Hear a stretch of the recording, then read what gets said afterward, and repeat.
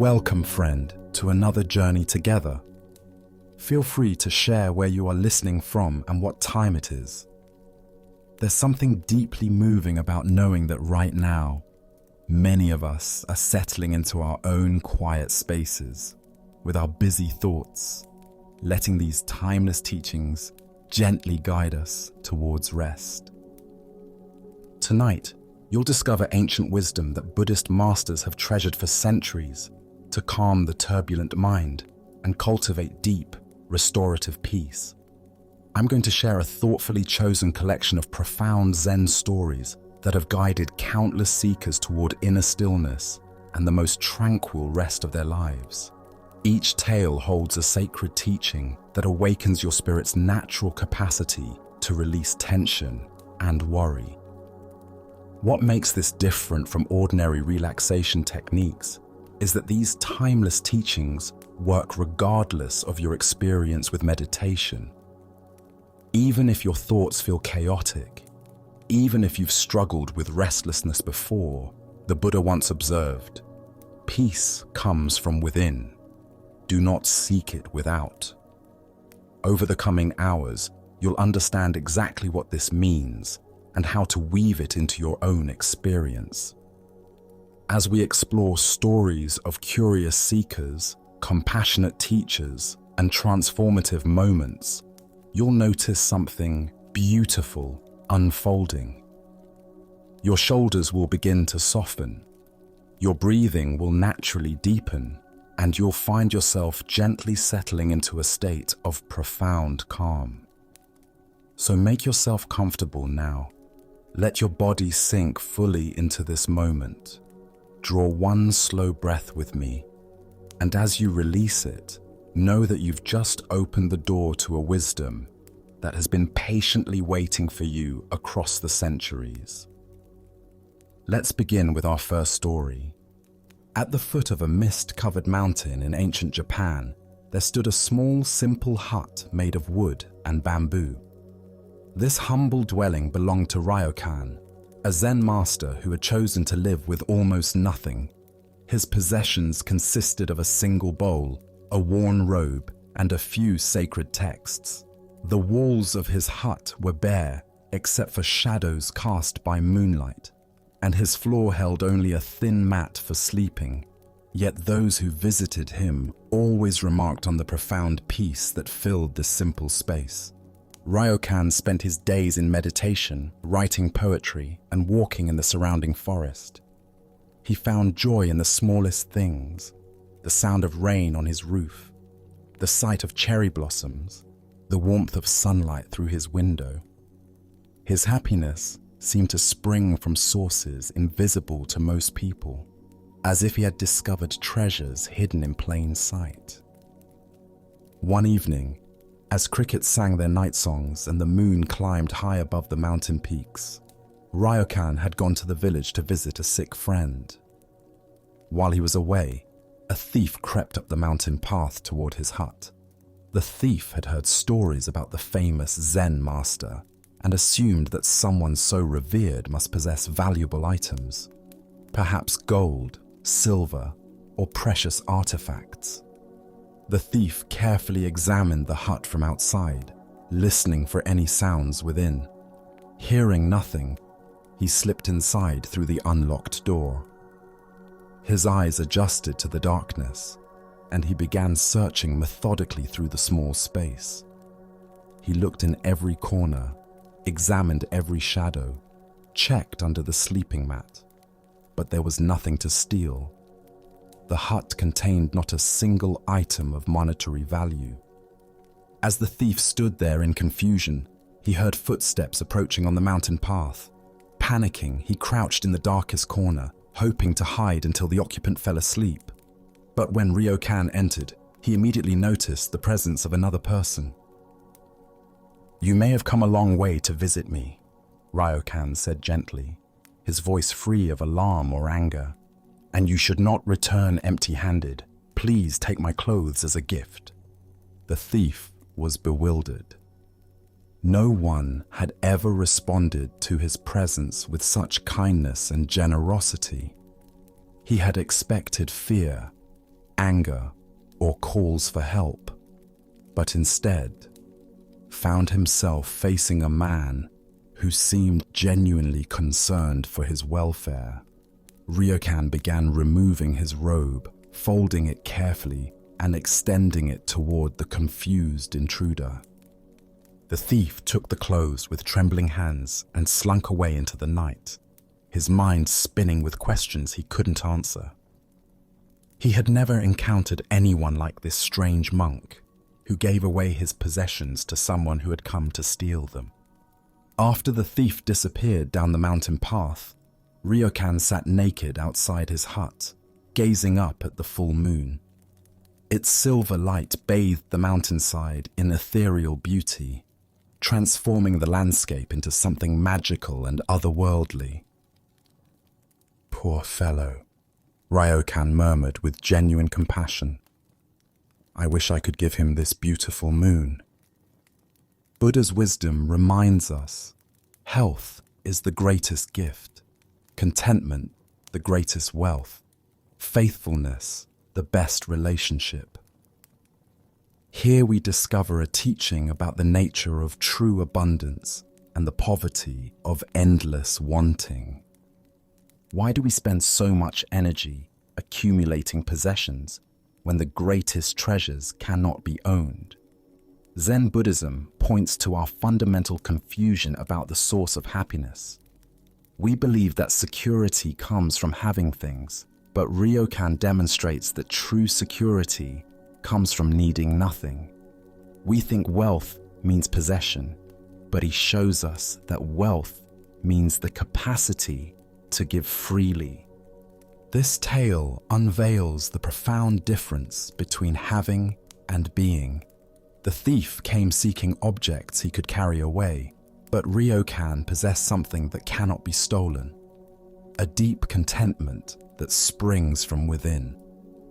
The moon, symbol of this inner radiance, illuminates all equally and belongs to no one and everyone simultaneously. Consider how much of our life energy goes toward protecting what we own versus cultivating what we are. We lock our doors, buy insurance, worry about theft or loss, yet rarely put the same effort into developing the inner qualities that create lasting happiness. Ryokan's response to the thief reveals someone who has internalized the truth that generosity multiplies joy while hoarding diminishes it. The Buddha said, "If you knew what I know about the power of giving, you would not let a single meal pass without sharing it in some way." Ryokan's immediate impulse to give his clothes to the thief wasn't just kindness, it was wisdom.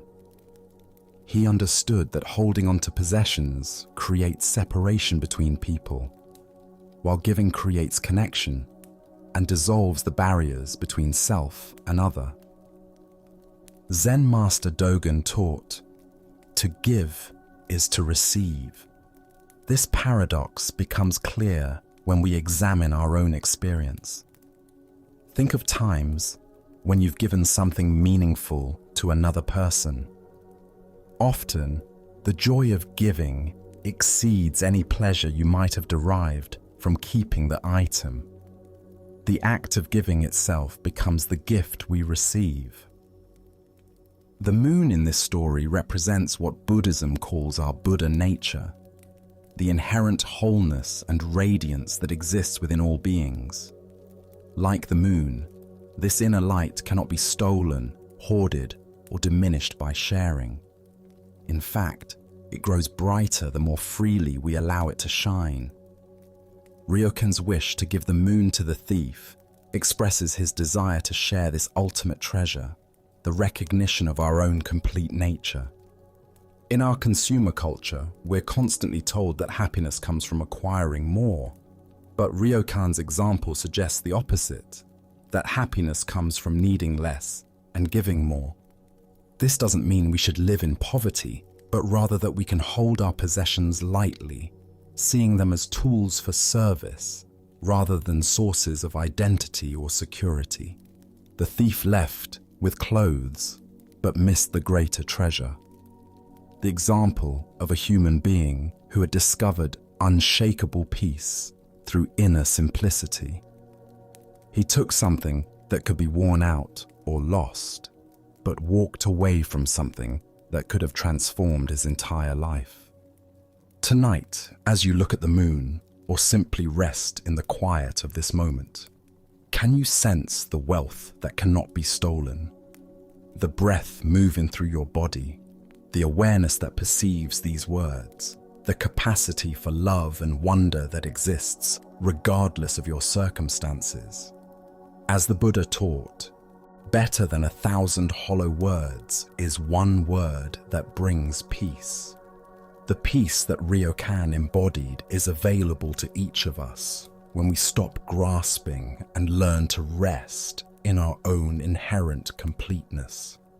Now, let us explore a Zen story that takes place in a quiet monastery where 20 monks and one nun named Ishun practiced meditation together under the guidance of their Zen master. The morning air was crisp with the scent of incense, and the sound of wooden bells echoed softly through the stone corridors. Eshun moved through her daily practice with graceful presence, her shaved head catching the golden light that streamed through the temple windows. Despite her plain robes and simple appearance, Eshun possessed a natural beauty that drew the attention of several monks. They found themselves stealing glances during meditation, their minds wandering from their breath to thoughts of her gentle movements and serene countenance. One monk, particularly smitten, felt his heart race whenever she passed by. The weight of his feelings grew heavier each day until he could no longer contain them. In the quiet of his cell, he wrote her a letter confessing his love and requesting a private meeting. His hands trembled as he folded the paper, and he slipped it to her after the evening meal. He watched her face carefully as she read it, searching for any sign of reciprocal feeling, but Eshun's expression remained unchanged, calm as still water. She folded the letter quietly and continued with her evening practice, offering no response. The following day, the master delivered his regular teaching to the assembled group. The hall was filled with the soft rustle of robes and the gentle rhythm of synchronized breathing. When the lecture concluded, Eshun rose from her cushion with deliberate grace. The room fell silent as all eyes turned to her. She looked directly at the monk who had written the letter, her gaze steady and compassionate. "If you really love me so much," she said clearly, her voice carrying to every corner of the hall, "come and embrace me now." The monk's face flushed crimson. His heart pounded so loudly he was certain everyone could hear it. The other monks shifted uncomfortably, some looking away, others watching with fascination. The weight of the moment hung heavy in the air. In that instant, the monk understood. His love crumbled under the light of truth, revealed as nothing more than desire, fantasy, and attachment. Buddha's wisdom reminds us, you yourself, as much as anybody in the entire universe, deserve your love and affection. What emerges from this story is a profound teaching about the difference between true love and attachment disguised as love. Eshun's response cut through the monk's romantic illusion with the sharp blade of reality, revealing the conditional nature of what he called love. Why do we so often confuse desire with love? Zen Buddhism points to the ego's tendency to project our needs onto others, creating elaborate fantasies about connection while remaining fundamentally self-centered. The monk's love was based on Ishun's appearance and his own longing, not on genuine care for her well-being or spiritual growth. True love, as Buddhism teaches, is unconditional compassion, that seeks nothing in return. Consider how often we attach the word love to experiences that are actually about possession, control, or the fulfillment of our own needs. We say we love someone, but what we really mean is that their presence makes us feel good, their attention validates us, or their beauty pleases us. This is not love, but attachment, and attachment inevitably leads to suffering. Zen teacher Suzuki Roshi observed, "Each of you is perfect the way you are, and you can use a little improvement." This paradox applies beautifully to love. We must love others as they are, not as we wish them to be, while simultaneously supporting their growth and awakening. The monk's letter revealed his desire to possess Eshun privately, to have her conform to his romantic fantasy, rather than honoring her path as a devoted practitioner. Eshun's response demonstrated what Zen calls fierce compassion, the willingness to cut through delusion even when it causes temporary discomfort. By exposing the monk's attachment publicly, she offered him and everyone present a teaching about the nature of authentic love versus romantic projection. True love acts for the beloved's highest good, even when that means destroying pleasant illusions. In our daily lives, we can practice this discernment by examining our relationships honestly. When we feel attracted to someone, are we seeing them clearly or projecting our needs onto them? When we offer help or affection, are we genuinely serving their well-being or seeking something in return? The Buddha taught that loving kindness begins with self-awareness and extends outward through increasingly widening circles of genuine care. Tonight, as you reflect on the relationships in your life, can you distinguish between love and attachment? Can you offer care that asks nothing in return, that honors others' autonomy and spiritual journey? As the Buddha taught, hatred is never appeased by hatred in this world. By non-hatred alone is hatred appeased. This is a law eternal. True love dissolves the boundaries between self and other, creating space for authentic connection to flourish. Let us now turn to a tale that challenges our understanding of spiritual progress and genuine compassion. This is the story of the old woman's compassion test. In the mountains of ancient China, there lived an elderly woman whose generosity knew no bounds. For over 20 years, she had supported a monk's spiritual practice with unwavering dedication. She had built him a simple hut with her own hands using timber from the surrounding forest, and brought him food daily so he could devote himself entirely to meditation. Her weathered hands had kneaded countless loaves of bread. Her bent back had carried heavy loads up the mountain path, all out of faith that her support was nurturing genuine spiritual development.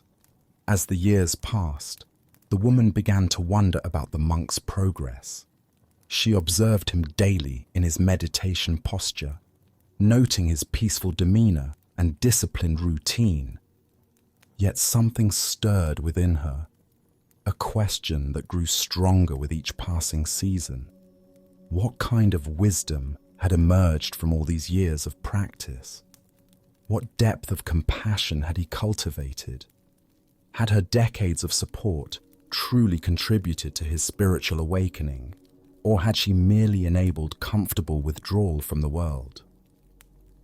The old woman was not one to let questions fester.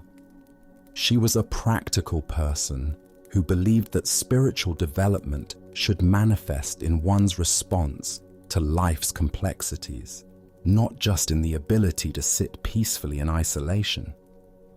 She devised a test that would reveal the true nature of the monk's attainment. She approached a young woman from the village, someone known for her warmth and natural sensuality. "I need your help," the old woman explained. Go to the monk and embrace him. Show him genuine affection. Then ask him suddenly, "What now?" I want to see how he responds to this unexpected situation. The young woman agreed, curious about this unusual request. She made her way up the mountain path to the monk's hut, her heart beating with nervous anticipation. When she arrived, she found the monk in his usual meditation posture, still as a statue. Without hesitation, she approached him and embraced him warmly, her touch conveying genuine human connection and affection. "What now?" she asked softly, looking into his eyes. The monk's response came immediately, his voice cold and distant. "An old tree grows on a cold rock in winter. Nowhere is there any warmth." The young woman felt a chill that had nothing to do with the mountain air. She returned to the old woman and related exactly what the monk had said. The old woman's face darkened with disappointment and anger. "To think I fed that fellow for 20 years, she exclaimed. "He showed no consideration for your need, no disposition to explain your condition. He need not have responded to passion, but at least he should have evidenced some compassion." Without hesitation, the old woman marched up the mountain to the monk's hut and burned it to the ground. As the Buddha observed, compassion is not religious business. It is human business. It is not luxury. It is essential for our own peak survival. The heart of this lesson lies in understanding that true spiritual development must include the capacity for genuine human connection and appropriate response to others' needs. Why do we sometimes mistake spiritual detachment for spiritual accomplishment? Zen Buddhism warns against what it calls Zen sickness, the tendency to use spiritual concepts as shields against authentic engagement with life. The monk had achieved a kind of equanimity, but it was cold and lifeless, lacking the warmth of genuine compassion. The old woman's test revealed a crucial distinction between spiritual bypassing and authentic realization. The monk had learned to remain undisturbed by sensual temptation, but he had not learned to respond to human need with appropriate kindness. His poetic response about the cold tree revealed someone who had become emotionally frozen rather than spiritually liberated. Consider how often we encounter people who use spiritual concepts to avoid genuine engagement. They speak of detachment while remaining emotionally unavailable. They talk about non-attachment while showing indifference to others' suffering. They quote sacred texts while demonstrating little practical wisdom in their daily interactions. Zen Master Dogen taught, "To study the Buddha way is to study the self. To study the self is to forget the self. To forget the self is to be actualized by myriad things." True spiritual development doesn't create distance from life, but deeper engagement with it. The monk had studied himself in isolation, but had not learned to forget himself in service to others. The old woman's anger was not personal vindictiveness, but righteous indignation at wasted opportunity.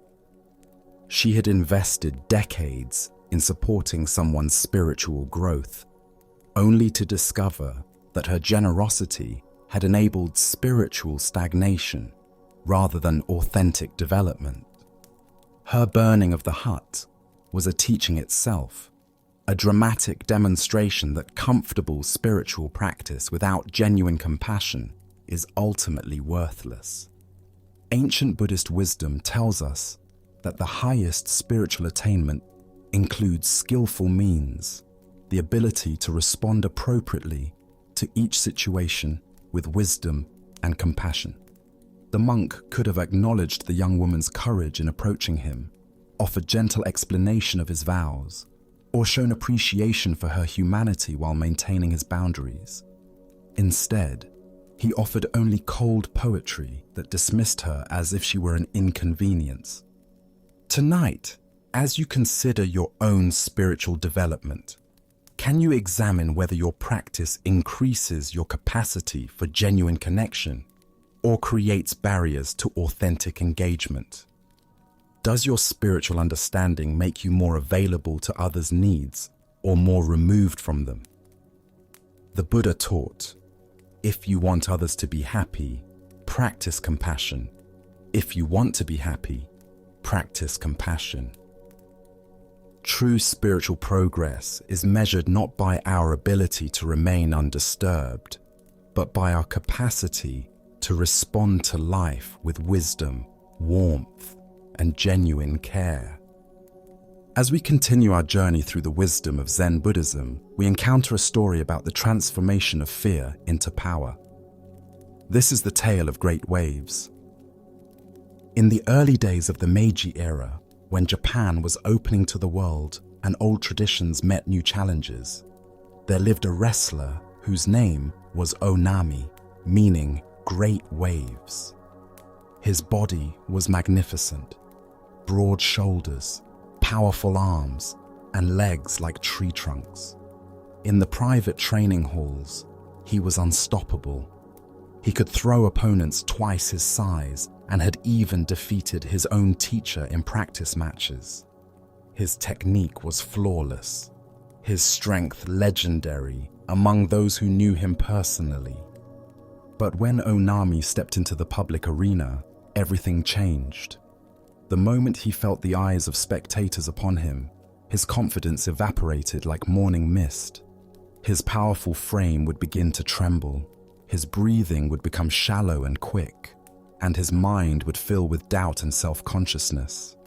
In these public contests, even his own students could defeat him. The very disciples he had trained and dominated in private would throw him easily when crowds gathered to watch. This contradiction tormented Onami.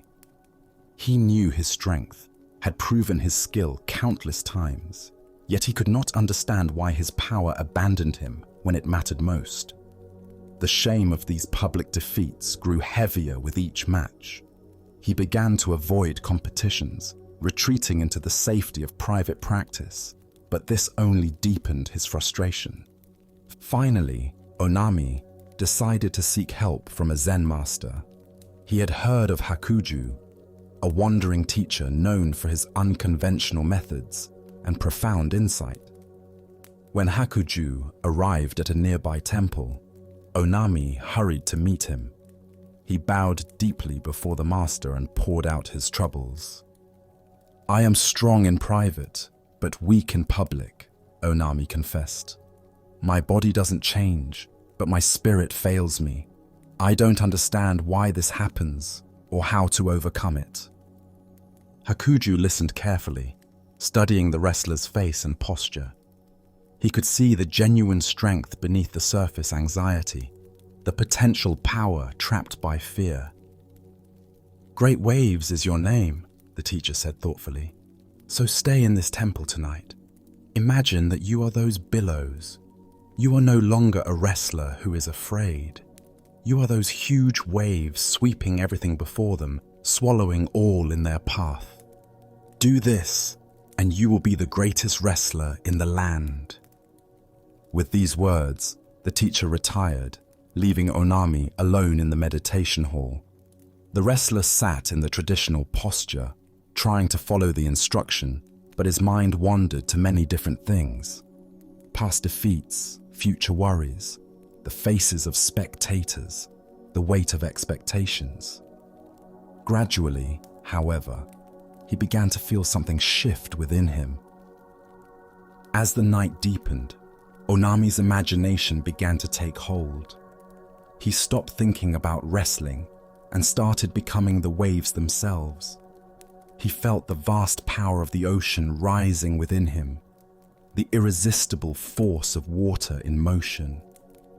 The waves in his mind grew larger and larger, crashing through the temple, sweeping away the flower arrangements, overwhelming even the Buddha statue in the shrine. By dawn, in his meditation, The entire temple had become nothing but the ebb and flow of an immense sea. When morning came, Hakuju found Onami still sitting in meditation, a subtle smile playing on his lips. The wrestler's entire presence had changed. There was a depth and power about him that hadn't been there before. The teacher gently patted his shoulder. "Now nothing can disturb you," Hakuju said with satisfaction. "You are those waves. You will sweep everything before you." That very day, Onami entered a wrestling contest. When he stepped into the ring, he no longer saw the crowd or felt their judgment. He was the ocean itself, vast and powerful and completely natural in its strength. He won every match effortlessly. From that day forward, no one in all of Japan could defeat him. The Buddha once said, "The mind is everything. What you think, you become." This ancient wisdom illuminates the profound transformation that occurred in Onami's consciousness. He discovered that his greatest enemy was not any external opponent, but his own self-limiting beliefs and fear of judgment. Why do we often perform far below our actual capabilities when others are watching? Zen Buddhism explains this phenomenon through the concept of self-consciousness. The way our attention becomes divided between the task at hand and our concern about how we appear to others. When we worry about our image, we lose connection with our natural abilities and authentic power. Look deeply at your own experience. How many times have you known exactly what to do in private, only to stumble when performing publicly? Perhaps you've experienced this giving presentations, having difficult conversations, or pursuing creative endeavors. The skills and knowledge remain the same, but our relationship to them changes when we feel observed and judged. Onami's transformation illustrates what Zen calls beginner's mind, the state of openness and natural action that exists before self-consciousness creates interference. Children often demonstrate this quality, performing complex physical feats without worry because they haven't yet learned to doubt themselves or fear judgment. The wave meditation that Hakuju prescribed worked because it shifted Onami's identity from wrestler who might fail to natural force that simply is. Waves don't worry about their performance or apologize for their power. They simply express their nature completely and without reservation. This identification with natural forces is a common Zen technique for accessing our inherent strength and wisdom. Zen teacher Alan Watts observed, "The art of living is neither careless drifting on the one hand, nor fearful clinging to the past on the other. It consists in being sensitive to each moment, in regarding it as utterly new and unique." Onami learned to approach each wrestling match as a completely fresh expression of his wave nature, without the burden of past defeats or future expectations.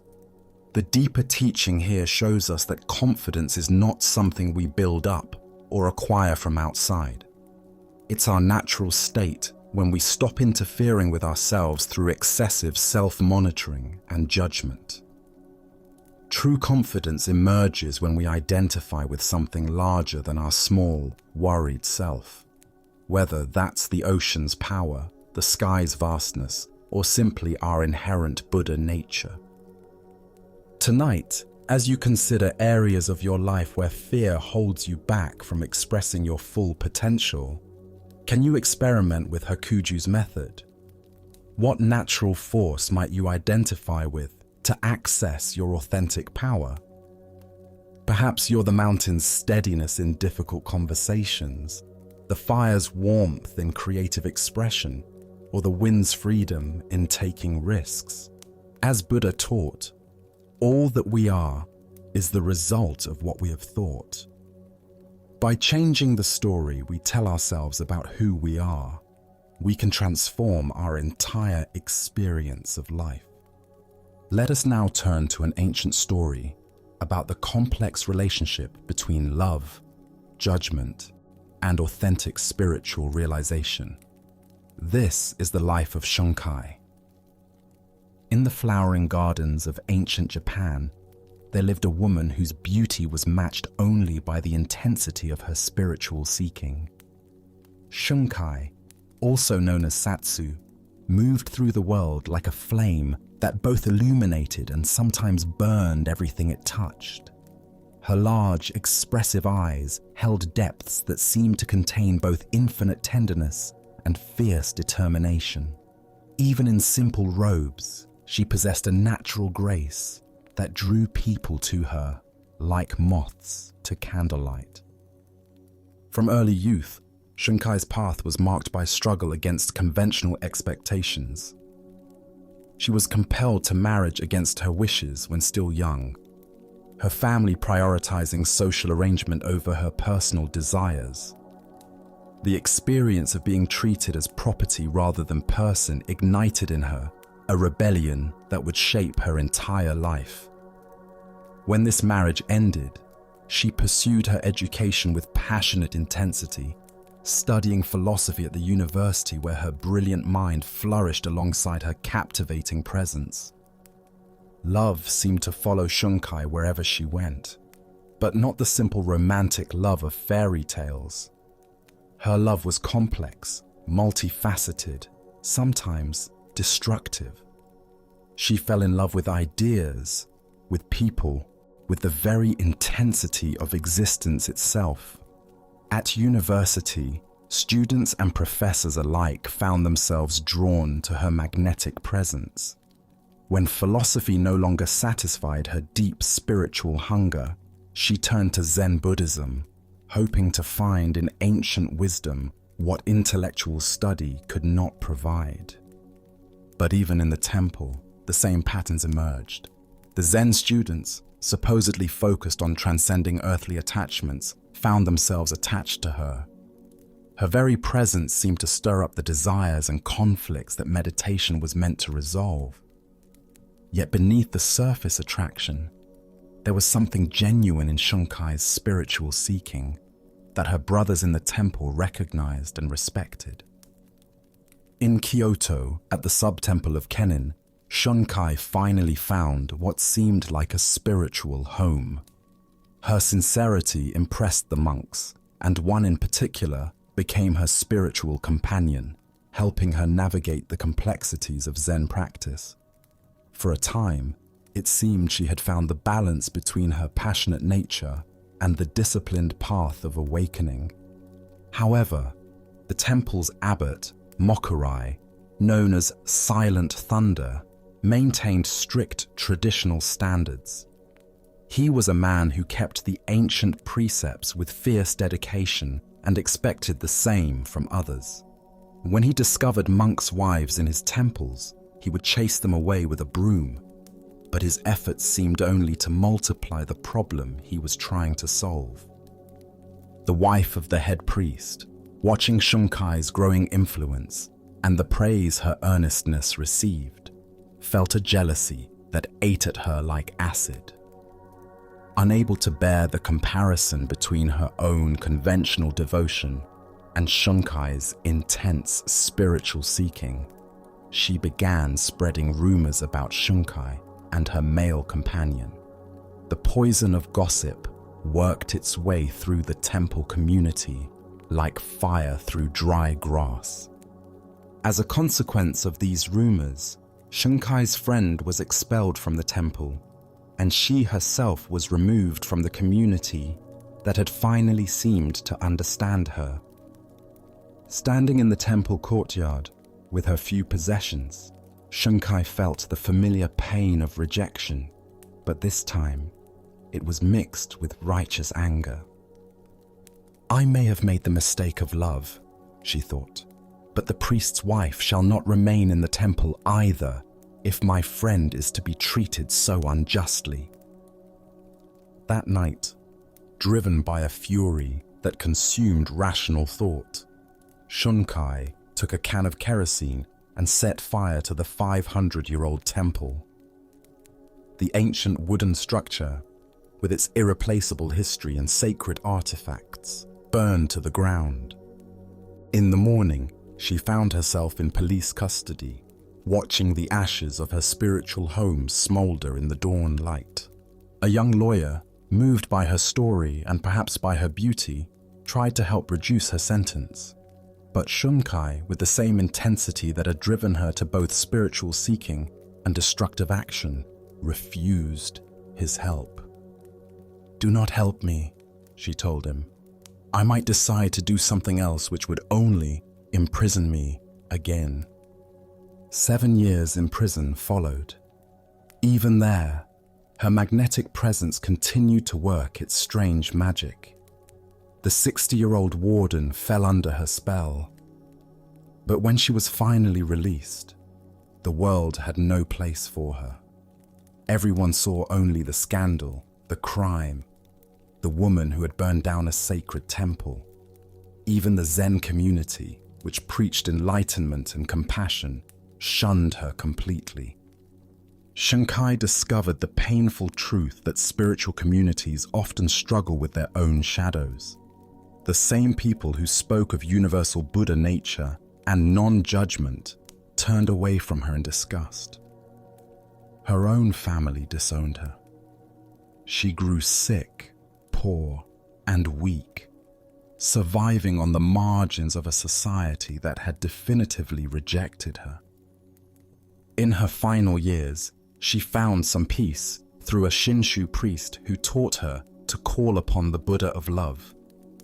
In this simple practice, she finally found the acceptance and forgiveness that had eluded her throughout her tumultuous life.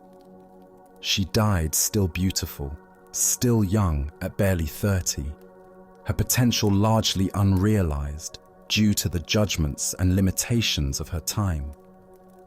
Before her death, she wrote her own story, hoping perhaps to earn enough to survive, but also to leave a record of a life that refused to conform to expectations. Some of her story reached a woman writer, and through her, the Japanese people learned of Shunkai's journey. Those who had rejected, slandered, and hated her now read of her life with tears of remorse. As the Buddha understood, 3 things cannot be long hidden: the sun, the moon, and the truth. The deeper teaching here shows us how society's judgments often prevent us from recognizing the sacred in unexpected forms. Shunkai's passionate nature, which could have been a source of great spiritual power, was channeled into destruction because she found no community wise enough to help her transform her intensity into wisdom. Why do we so often reject those who embody the very qualities we claim to value? Zen Buddhism reveals our tendency to prefer comfortable, predictable spirituality over the raw, transformative power of genuine awakening. Shunkai's love was too intense, her seeking too passionate, her responses too human for a community that preferred the appearance of transcendence to its messy reality. This tale points us toward understanding that authentic spiritual life includes all of our humanity, the beautiful and the ugly, the inspiring and the destructive. Shunkai's mistake was not her capacity for love, but her inability to find wise guidance for channeling that love constructively. The community's mistake was not their adherence to precepts, but their failure to extend compassion to someone whose spiritual journey didn't fit conventional forms. In Japanese culture, there is a practice called kintsugi, the art of repairing broken pottery with gold, making the repaired object more beautiful than the original. Shunkai's life was like a broken vessel that was never offered the gold of true understanding and acceptance. Instead of being transformed through wise guidance, Her cracks became fractures that ultimately shattered her life.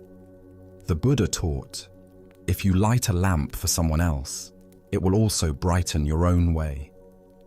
Those who rejected Shunkai missed the opportunity to be illuminated by her fierce dedication to truth, however imperfectly expressed.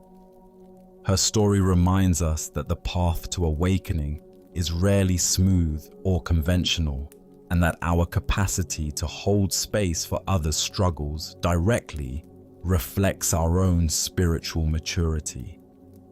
Tonight, as you consider the outcasts and difficult people in your own life, can you look beyond their actions to the spiritual longing that might be driving them?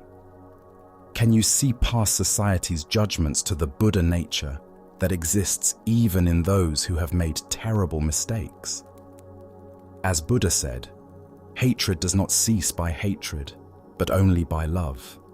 This is the eternal rule. Shunkai's life challenges us to extend this love not just to the obviously virtuous, but to those whose seeking has led them down dark paths. In learning to embrace the full spectrum of human spiritual experience, we discover the compassion that transforms both ourselves and our world. As we continue our journey, let us now turn to a story about acceptance and the art of contentment. This is the shepherd's wisdom. Along a dusty mountain road where wildflowers dotted the hillsides, a weary traveler encountered a shepherd tending his flock. The morning sun climbed steadily higher, and clouds gathered on the horizon, creating an uncertain sky that could promise either gentle rain or scorching heat. The shepherd sat peacefully on a smooth boulder, watching his sheep graze contentedly among wild grasses. His face bore the calm expression of one who had spent countless seasons under open sky, learning lessons that only nature can teach. There was something in his demeanor, a quality of unshakable serenity that drew the traveler's attention. "Good morning, friend," the traveler called out, wiping sweat from his brow. "What kind of weather are we going to have today?"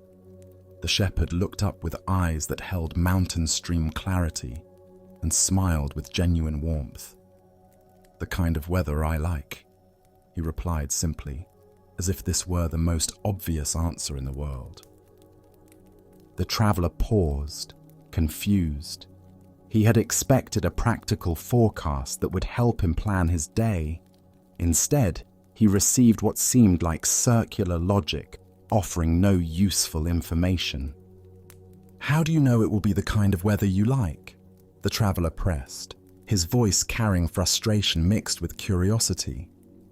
The shepherd's smile deepened, and he gestured toward the vast sky above them, where clouds and clear patches moved in their eternal dance. "Having found out, sir, that I cannot always get what I like," he said, with the patience of one who had learned life's most essential lesson. "I have learned to always like what I get, so I am quite sure we will have the kind of weather I like." The traveler stood in silence, the profound simplicity of this wisdom settling into his understanding, like seeds finding fertile ground. Here was a man who had discovered something that all the weather predictions in the world could not provide: complete freedom from the anxiety of uncertainty. As the Buddha observed, attachment is the root of suffering. What emerges from this story is the recognition that true contentment comes not from controlling external circumstances, but from transforming our relationship to whatever circumstances arise. Why do we exhaust ourselves trying to arrange life according to our preferences, rather than learning to find peace within whatever life presents? The shepherd represents what Zen calls great acceptance, not passive resignation, but the profound wisdom that recognizes resistance to reality as the primary source of suffering. When we fight against what is, we create an internal war that drains our energy and blocks our capacity for contentment. When we learn to align ourselves with reality as it unfolds, we discover the tremendous peace that comes from swimming with the current rather than against it. Consider how much mental and emotional energy we spend each day resisting circumstances beyond our control. Traffic jams, weather that doesn't match our plans, people who don't behave as we think they should.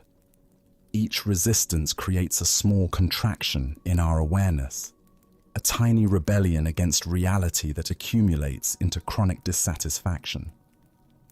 The shepherd's approach doesn't mean becoming passive or ceasing to have preferences. We can still hope for sunny days while fully accepting rainy ones. We can work toward goals while finding peace when outcomes differ from expectations. The key lies in holding our preferences lightly rather than allowing them to determine our contentment. Zen Master Seng Tsan wrote, "The great way is not difficult for those who have no preferences." This doesn't suggest eliminating all desires, but rather not allowing those desires to become demands that reality must fulfill for us to be okay. Look deeply at your own patterns of resistance. How often do you find yourself arguing with reality, wishing circumstances were different, or believing you'll be content when things change?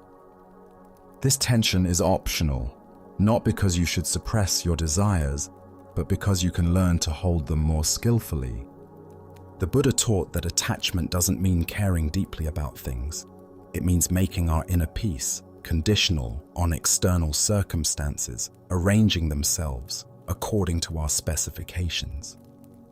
The shepherd cares about his flock and appreciates comfort, but his fundamental contentment doesn't depend on any particular outcome.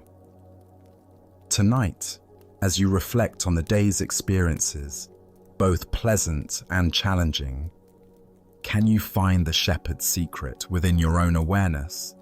What if contentment isn't waiting for better circumstances, but is available right now through a shift in perspective? As the Buddha taught, happiness does not depend on what you have or who you are. It solely relies on what you think. The shepherd discovered that when we stop demanding that life conform to our expectations, we find the freedom to enjoy life exactly as it presents itself. Let us now turn to a tale about the nature of seeking and finding. This is the master sculptor's discovery. In a bustling stone quarry beneath towering mountains, a master sculptor moved among the marble blocks with the practiced eye of one who had spent decades coaxing beauty from stone. The morning sun cast golden light across the quarry, illuminating countless blocks that seemed to whisper their stories to him. "Aha!" he would say, running his weathered hands across smooth surfaces. "There is a heroic figure locked in that piece, and a saint trapped inside that other one." His reputation had grown precisely because of this gift, his ability to sense what he called the suchness of every stone, to see beyond raw material to its true nature waiting to be released. But on this morning, the sculptor's heart carried a different weight. For over 40 years, he had been searching for something special, the perfect block from which he could create his masterwork, a glorious statue of the Buddha. His energies were waning now, and still this elusive Buddha block remained hidden from him. He had traveled to great quarries around the world, consulted experts, hired specialists to scour remote areas, yet nowhere could he find that one perfect slab that would allow him to release the most perfect likeness of Buddha. Feeling the weight of his lifelong quest, the sculptor sought consolation from a local Zen priest who headed a small temple at the end of his street. The temple was modest, with a peaceful courtyard where a stone well sat, surrounded by carefully tended moss. "Master," the sculptor said, bowing deeply, "I have searched for 40 years for the perfect stone from which to carve the Buddha. My life's work remains incomplete." The priest listened with kind eyes, then smiled gently. "No problem," he said with such simplicity that the sculptor felt both confused and hopeful. "Do you mean you can tell me where I might find the perfect material from which I can release the Buddha of my dreams?"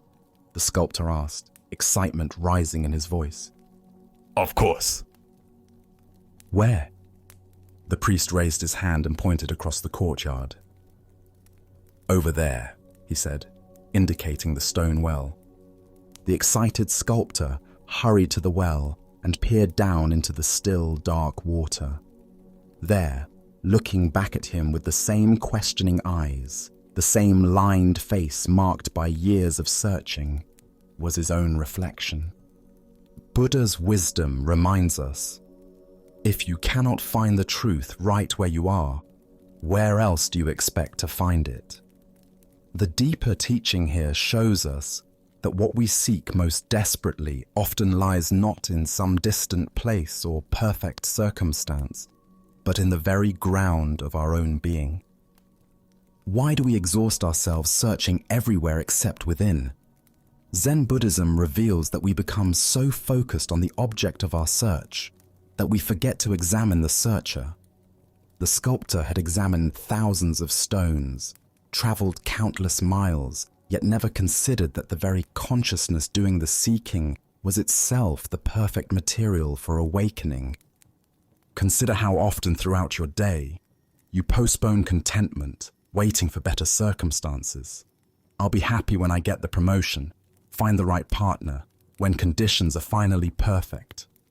This is seeking the Buddha block everywhere, except in the reflection looking back at us right now. Zen Master Huangpo taught, "Your everyday mind, that is the way." The sculptor's profound realization wasn't that he needed to become something different, but that he needed to recognize what he already was. The perfect material for expressing Buddha nature isn't found in external circumstances, but in the awareness that recognizes, seeks, and creates.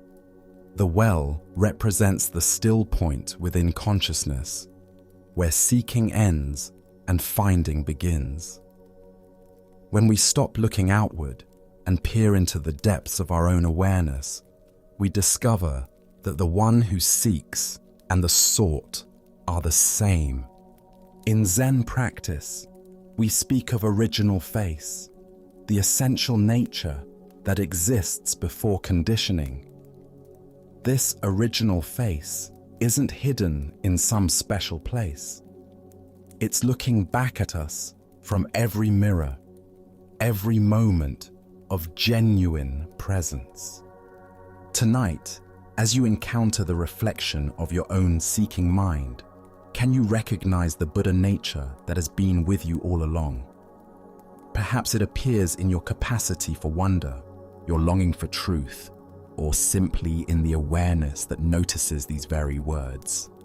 As the Buddha taught, look within, you are the Buddha. The masterwork you've been seeking isn't waiting for perfect materials. It's waiting for the recognition that the artist, the art, and the awareness that appreciates beauty are all expressions of the same essential nature. As we continue our journey through the wisdom of Zen Buddhism, let us turn to a story about the difference between resistance and flow. This is the teaching of the old man and the waterfall.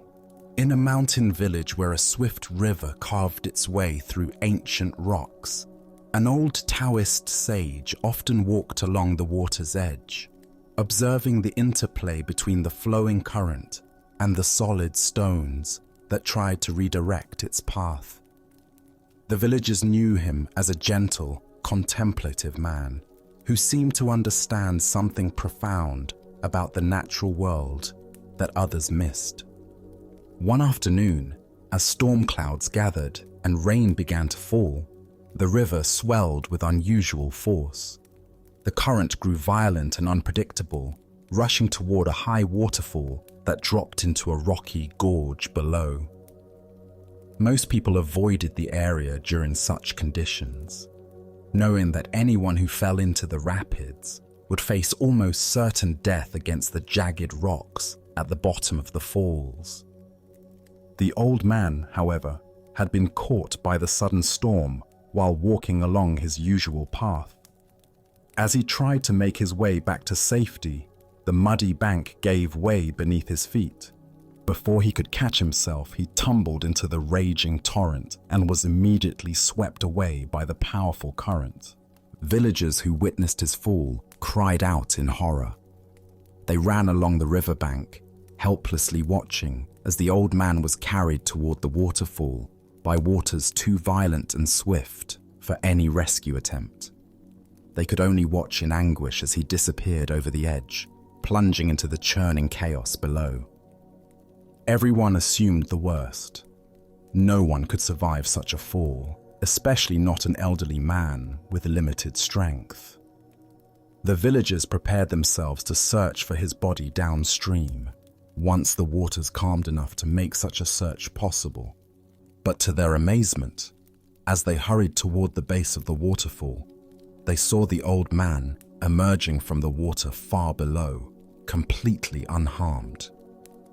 He walked calmly to the shore, water streaming from his clothes, and sat down to rest as peacefully as if he had simply taken a refreshing swim on a pleasant day. The villagers rushed to him, unable to believe what they had witnessed. "How is this possible?" they asked in wonder. "How did you survive that terrible fall? The water was so violent, the rocks so dangerous. By all reason, you should have been killed." The old man smiled at their concern and amazement. He wrung water from his sleeves and considered their question carefully before answering. "I survived," he said simply, "because I accommodated myself to the water, not the water to me.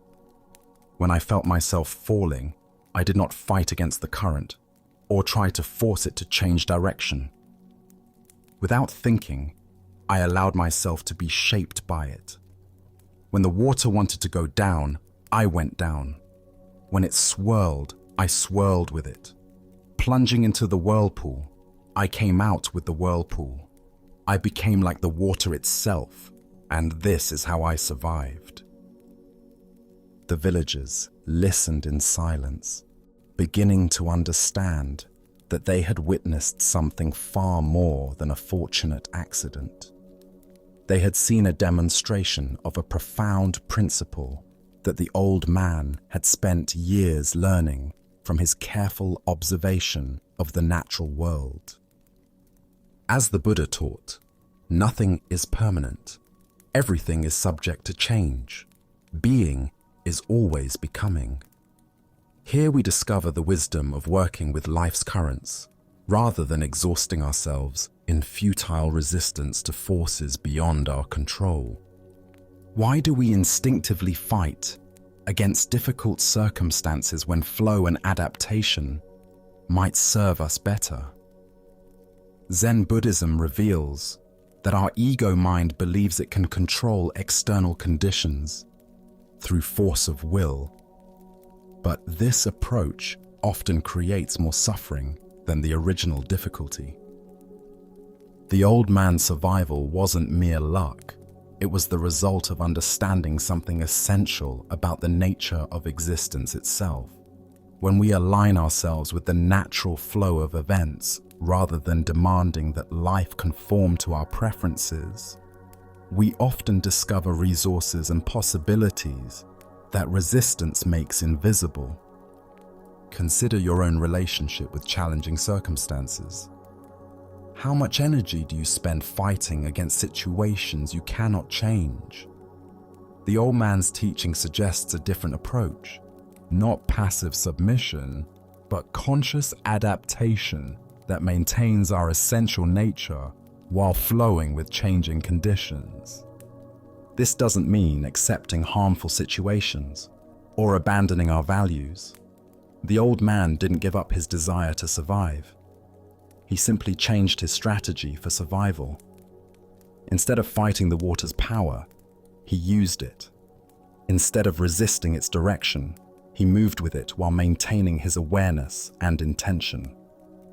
In relationships, careers, and personal challenges, we often face similar choices.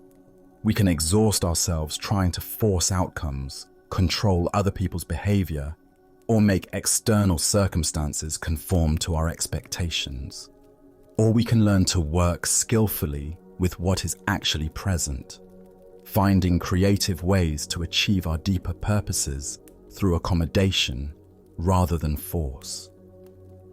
Zen master Lao Tzu taught, "Water is fluid, soft, and yielding, but water will wear away rock, which cannot yield and is destroyed." The old man embodied this teaching, demonstrating that apparent weakness can be a source of tremendous strength when applied with wisdom. The Buddha said, "Hatred does not cease by hatred, but only by love. This is the eternal rule." This principle extends beyond hatred to all forms of resistance. Problems are rarely solved by fighting against them directly, but by understanding their nature and finding ways to work with the underlying forces involved.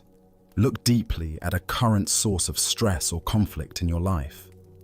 Where are you trying to force the water to change direction rather than learning to swim with it?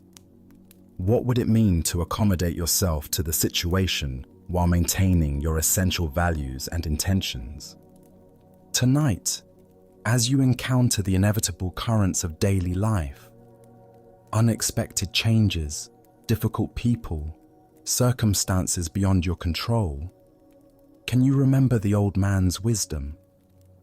Can you find ways to maintain your center while flowing with forces you cannot change, discovering that sometimes the most direct path to your goals is the one that appears to go around obstacles rather than through them?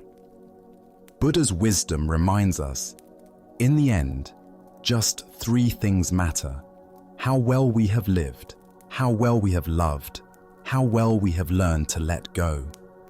Learning to flow with life's currents is ultimately about letting go of our need to control everything while maintaining our ability to respond wisely to whatever arises. Like water, we can be both powerful and yielding, both persistent and adaptive, both strong and gentle. Our next story reveals the subtle poison of habitual negativity and the freedom found in contentment. This is the lesson of the monastery and the monk who never stopped complaining. In a remote mountain monastery known for its strict discipline and profound silence, a community of monks devoted themselves to deep spiritual practice. The monastery followed an ancient vow of silence, understanding that constant talking often distracts the mind from inner contemplation and genuine insight. For years at a time, the monks would practice in complete quiet, finding peace in the absence of unnecessary words. However, this particular monastery had one unusual tradition. Every 10 years, each monk was permitted to speak exactly 2 words to the head monk. This brief allowance acknowledged that sometimes practical concerns or spiritual insights might need to be communicated, while still maintaining the essential discipline of silence that supported their contemplative practice. One young monk entered this monastery with sincere intentions and dedicated himself to the demanding schedule of meditation, work, and study. But from the very beginning, he struggled with dissatisfaction. The simple accommodations felt uncomfortable, the plain food seemed inadequate, and the rigorous schedule challenged his preferences at every turn. After his first 10 years of practice, he went to the head monk for his permitted communication. The elder looked at him with kind, expectant eyes, ready to hear whatever wisdom or insight the decade of silent practice might have produced. "Bed hard," the monk said, using his two precious words to express his primary complaint about the sleeping arrangements. "I see," the head monk replied gently, making note of the comment, but offering no judgment or solution. The monk returned to his silent practice, but his dissatisfaction only seemed to deepen over the next decade. Instead of using the years to cultivate acceptance and inner peace, he spent his time dwelling on various discomforts and inadequacies he perceived in the monastery's provisions. His meditation became increasingly agitated as his mind rehearsed complaints he couldn't voice. When his second opportunity to speak arrived after another 10 years, he again approached the head monk. The elder greeted him with the same patient attention, curious to see how 2 more decades of practice might have influenced the monk's perspective. "Food stinks," the monk declared, using his allocated words to express his ongoing dissatisfaction with the simple vegetarian meals provided by the community. "I see," the head monk responded with unchanged equanimity, observing this second expression of complaint without surprise or criticism. Another 10 years passed, during which the monk's internal negativity continued to grow.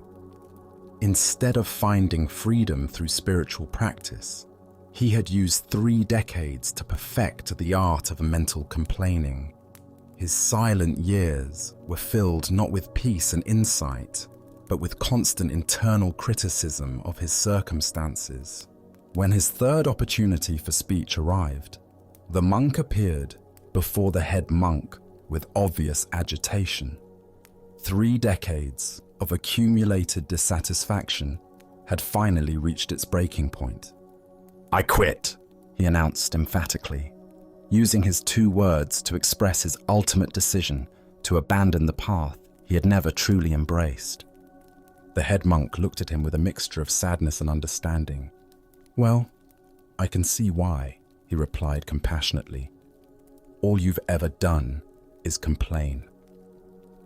The Buddha taught, "We are what we think. All that we are arises with our thoughts. With our thoughts, we make the world." This teaching reveals how the monk's 30 years of practice had actually reinforced the very patterns that caused his suffering rather than dissolving them. Why do we sometimes use spiritual practice to perfect our dissatisfaction rather than transcend it? Zen Buddhism points to our tendency to bring our habitual mental patterns into any environment, then blame external circumstances for our internal states. The monk never truly engaged with the practice. He simply endured it while maintaining his resistance. The monastery's conditions weren't the source of the monk's suffering. His attitude toward those conditions was. Countless other monks had found peace, insight, and profound contentment in the exact same circumstances. The difference lay not in what they experienced, but in how they related to their experience. Consider your own patterns of complaint and dissatisfaction. How much of your mental energy goes toward rehearsing grievances about circumstances you cannot change? The monk spent 30 years of precious life focused on bed hardness and food quality, instead of using those same years to develop inner freedom. This story also reveals the cumulative power of our mental habits. Each day, the monk chose complaint over acceptance. He strengthened neural pathways of dissatisfaction. Over 3 decades, these patterns became so ingrained that leaving seemed like the only option, when in reality, changing his perspective had always been available. Zen master Thich Nhat Hanh taught, "Thanks to impermanence, everything is possible."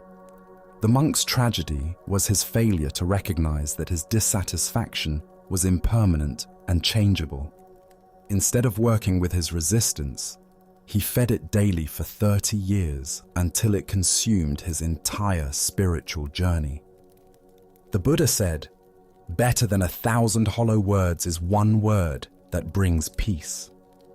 The monk's 6 words over 30 years, all complaints, brought no peace to himself or others.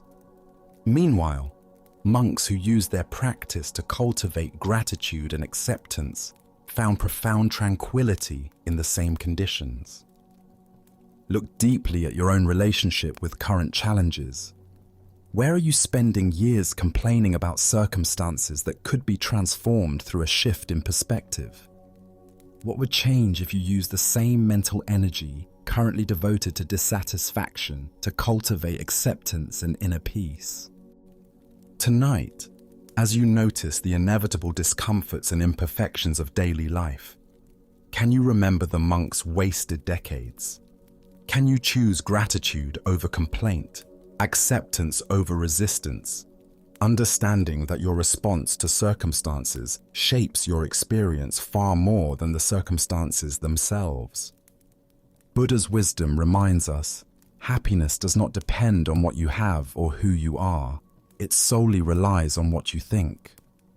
The monastery offered every monk the same opportunity for peace and awakening. Some found it, others did not. Not because of external conditions, but because of the quality of attention they brought to those conditions. In every moment, we face the same choice the monk faced daily: to practice complaining or to practice contentment. Let us continue our journey with a story about maintaining inner balance regardless of external circumstances. This is the teaching of Master Hakuin and the power of "Is that so?" Master Hakuin lived in a small village where he was deeply respected for his wisdom, compassion, and exemplary character. For decades, he had maintained a reputation as a pure and enlightened teacher, someone who had transcended ordinary human weaknesses and embodied the highest spiritual ideals.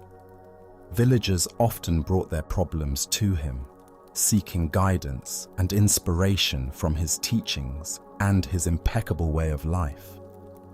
In this same village lived a beautiful young woman whose family was well known and respected. When she became pregnant outside of marriage, her condition caused a scandal that rippled through the tight-knit community. Her parents were furious and demanded to know who was responsible for bringing such shame upon their family.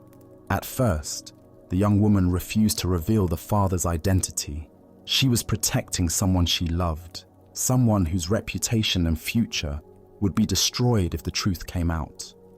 But as her parents' anger intensified and the pressure became unbearable, she made a desperate decision.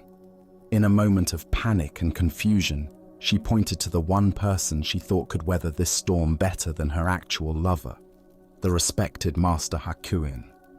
When her outraged parents confronted the Zen master with their daughter's accusation, they expected protests of innocence, explanations, or at least some expression of shock at being falsely accused.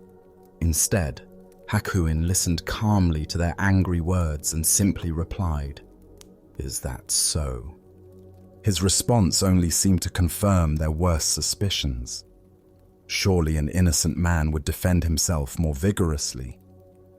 The scandal exploded throughout the village. People who had revered Hakuin as a saint now whispered that he was a hypocrite who had been living a lie. His reputation was destroyed overnight, and former students abandoned him in disgust and disappointment. When the child was born, the parents brought the baby directly to Hakuin. "This is your responsibility now," they declared bitterly.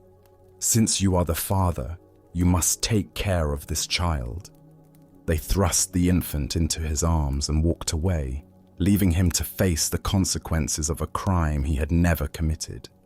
Again, Hakuin simply said, "Is that so?" and accepted the baby without protest or explanation. For many months, the former master cared for the child with tender attention. He fed the infant, changed diapers, walked the floors during sleepless nights, and provided all the love and care that any devoted parent would give. Neighbors who had once brought him offerings of food and respect now ignored him or spoke of him with contempt. He had lost his position, his reputation, and his livelihood, but he continued to care for the child with peaceful dedication. Meanwhile, the young woman struggled with the weight of her lie. Watching the revered teacher suffer for her deception while caring lovingly for a child that wasn't his became unbearable. The guilt consumed her until she could no longer live with what she had done. Finally, she confessed the truth to her parents. The real father was a young man in the village whom she had been trying to protect. Her parents were horrified to learn what they had done to an innocent man. They rushed to Hakuin's simple dwelling with profuse apologies. "Master, we have wronged you terribly," they said, bowing deeply. "Our daughter has confessed that you are not the father. We know now that you have suffered unjustly for our mistake. Please forgive us and allow us to take the child back to its real family." Hakuin listened to their apologies with the same equanimity he had shown to their accusations. As he gently placed the baby in their arms, he offered the same response he had given throughout the entire ordeal. "Is that so?" As Buddha's wisdom reminds us, hatred does not cease by hatred, but only by love. This is the eternal rule. What emerges from this story is the profound power of maintaining inner equilibrium regardless of how others perceive us or what circumstances life presents. Why do we allow external events and other people's opinions to determine our inner state? Zen Buddhism teaches that true freedom comes from developing an unshakable center that remains stable, whether we're being praised or blamed, honored or dishonored, treated fairly or unjustly. Hakuin's response, "Is that so?" represents a profound spiritual practice. He wasn't being indifferent or passive. He was demonstrating the ultimate non-attachment to reputation, status, and even justice itself. His consistent response showed that his sense of worth and purpose came from within rather than from external validation. Consider how differently most of us would react to false accusations, public humiliation, and complete loss of reputation. The natural human response is to defend ourselves, to fight against injustice, to demand that others see the truth. But Hakuin's approach reveals another possibility, meeting all circumstances with the same peaceful acceptance. This doesn't mean we should never defend ourselves or that we should passively accept all injustices. Hakuin's teaching is more subtle. He shows us that our inner peace doesn't have to depend on external circumstances being fair or favorable. We can maintain our center regardless of how the world treats us. The Buddha taught, "You will not be punished for your anger, you will be punished by your anger." Hakuin's equanimity protected him from the additional suffering that would have come from resentment, self-pity, or desperate attempts to restore his reputation. While the situation was undoubtedly challenging, he didn't compound the difficulty with emotional resistance. Look deeply at your own reactions to criticism, misunderstanding, or unfair treatment. How much of your suffering comes from the actual events, and how much comes from your mental and emotional responses to those events? Hakuin's example suggests that we have far more control over the second source of suffering than the first. Tonight, as you encounter whatever judgments, misunderstandings, or unfair treatments life may bring, can you remember Master Hakuin's peaceful, "Is that so?" Can you find the space between what happens to you and how you respond, discovering that your inner peace need not be held hostage by external circumstances? Buddha's wisdom teaches us, peace comes from within. Do not seek it without. True spiritual development isn't measured by how well life treats us, but by how gracefully we can meet whatever life brings, maintaining our compassion, dignity, and inner tranquility, regardless of whether the world recognizes our worth or understands our true nature. Let us continue our journey with a story about the transformative power of fearlessness and unconditional compassion. This is the tale of the thief and the Zen master. One quiet evening, as twilight painted the sky in shades of purple and gold, Zen master Shichiri Kojun sat in his simple home, reciting ancient sutras. His voice flowed rhythmically through the peaceful rooms, each word a meditation, each breath a prayer. The soft glow of candlelight danced across the walls as he immersed himself completely in the sacred texts, finding deep tranquility in the familiar verses. Suddenly, the serenity was shattered. The front door burst open with a violent crash, and a desperate man entered, brandishing a sharp sword that gleamed menacingly in the candlelight. His eyes were wild with desperation, his clothes dirty and torn, his breathing heavy from running.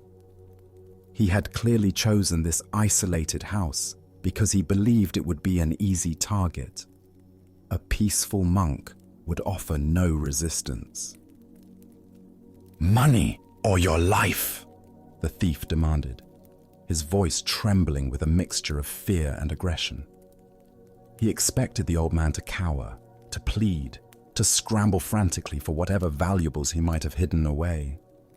But Shichiri didn't even look up from his sutra book. His voice remained calm and steady as he continued reciting for a moment before pausing to address the intruder. "Please don't disturb my practice," he said, with the same gentle tone he might use to ask someone to close a door. "If you need money, help yourself. It's in that drawer over there." He gestured casually toward a simple wooden chest, then immediately returned to his recitation as if nothing unusual had occurred. The thief stood frozen, his sword still raised, completely bewildered. In all his years of stealing, he had never encountered such a reaction. No fear, no pleading, no anger, just matter-of-fact helpfulness, as if he were a neighbor who had stopped by to borrow something. Shaking his head in confusion, but proceeding with his business, the thief moved to the indicated drawer and began gathering the coins and small valuables he found there. The soft sound of the master's voice continued behind him, reciting sacred words as peacefully as if he were alone. Just as the thief was preparing to leave with his stolen goods, the master's voice called out again. "Wait," Shichiri said, finally looking up from his book. "Please don't take everything. I need some of that money to pay my taxes tomorrow. Leave a little for me, won't you?" The thief stared at him in amazement. Here was a man who was being robbed, calmly negotiating the terms of his own robbery, as if they were conducting normal business. Almost without thinking, the thief returned some of the money to the drawer. As he turned to leave, certain that this strange encounter was finally over, the master's voice stopped him once more. "You took my money," Shichiri called out, his tone carrying a note of reproach. "And you didn't even thank me. That's quite rude, don't you think?" This final comment left the thief completely speechless. His sword hand began to shake. Never in his most violent encounters had he been so thoroughly unnerved. Here was a man who treated robbery as if it were a favor, who was more concerned about politeness than personal safety. "Thank you," the thief stammered, and then fled into the night as quickly as his legs would carry him. Later, when the thief was caught and confessed to numerous crimes, including the incident at Shichiri's house, the master was called as a witness. The court officials expected him to demand justice, to describe the terror and violation he had experienced. Instead, Shichiri spoke with the same calm clarity he had shown that evening. "This man did not steal anything from me," he testified. "I gave him the money freely. He even thanked me for it, though it took a little reminding." The thief, sitting in chains, felt something break open in his chest as he heard these words. This man had not only shown him extraordinary kindness in the moment of the crime, but was now protecting him from the consequences. For the first time in years, tears came to his eyes. Not tears of self-pity or anger, but tears of recognition. He had encountered something he had never experienced before: love without conditions. Upon his release from prison, the former thief sought out the master and begged to become his student. Under Shichiri's patient guidance, he learned to cultivate the same fearless compassion he had witnessed that night. Years later, through dedicated practice and the master's unwavering belief in his potential for transformation, he attained the deep peace and wisdom of enlightenment. As the Buddha observed, hatred does not cease by hatred, but only by love. This is the eternal rule. What emerges from this story is the revolutionary power of meeting violence with absolute peace, responding to taking with giving, and answering fear with love. Why do we instinctively believe that force must be met with force, that aggression requires defensive reaction? Zen Buddhism reveals that this pattern, while natural, often perpetuates the very conflicts it seeks to resolve. When we respond to hostility with hostility, we simply escalate the cycle of suffering. But when we respond with genuine compassion, not passive submission, but active love, we create space for transformation that wouldn't otherwise exist. Look deeply at your own experience. When someone approaches you with anger, criticism, or demand, what is your automatic response? Most of us immediately mobilize our defenses, preparing to protect ourselves through counterattack or withdrawal. But notice what happens in your body and mind during these defensive reactions. Does the tension decrease or increase? Does the conflict resolve or intensify? Shichiri's response demonstrates what Zen calls skillful means, acting from wisdom rather than reflex.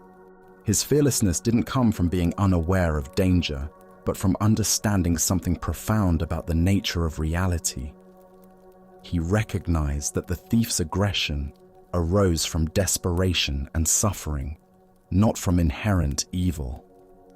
By refusing to see him as an enemy, Shichiri created the possibility for the thief to see himself differently. In Zen practice, we cultivate what might be called the courage of defenselessness. This doesn't mean being naive about genuine danger or allowing ourselves to be harmed unnecessarily. Rather, it means developing the confidence to respond to difficult situations from our highest wisdom rather than our most primitive instincts.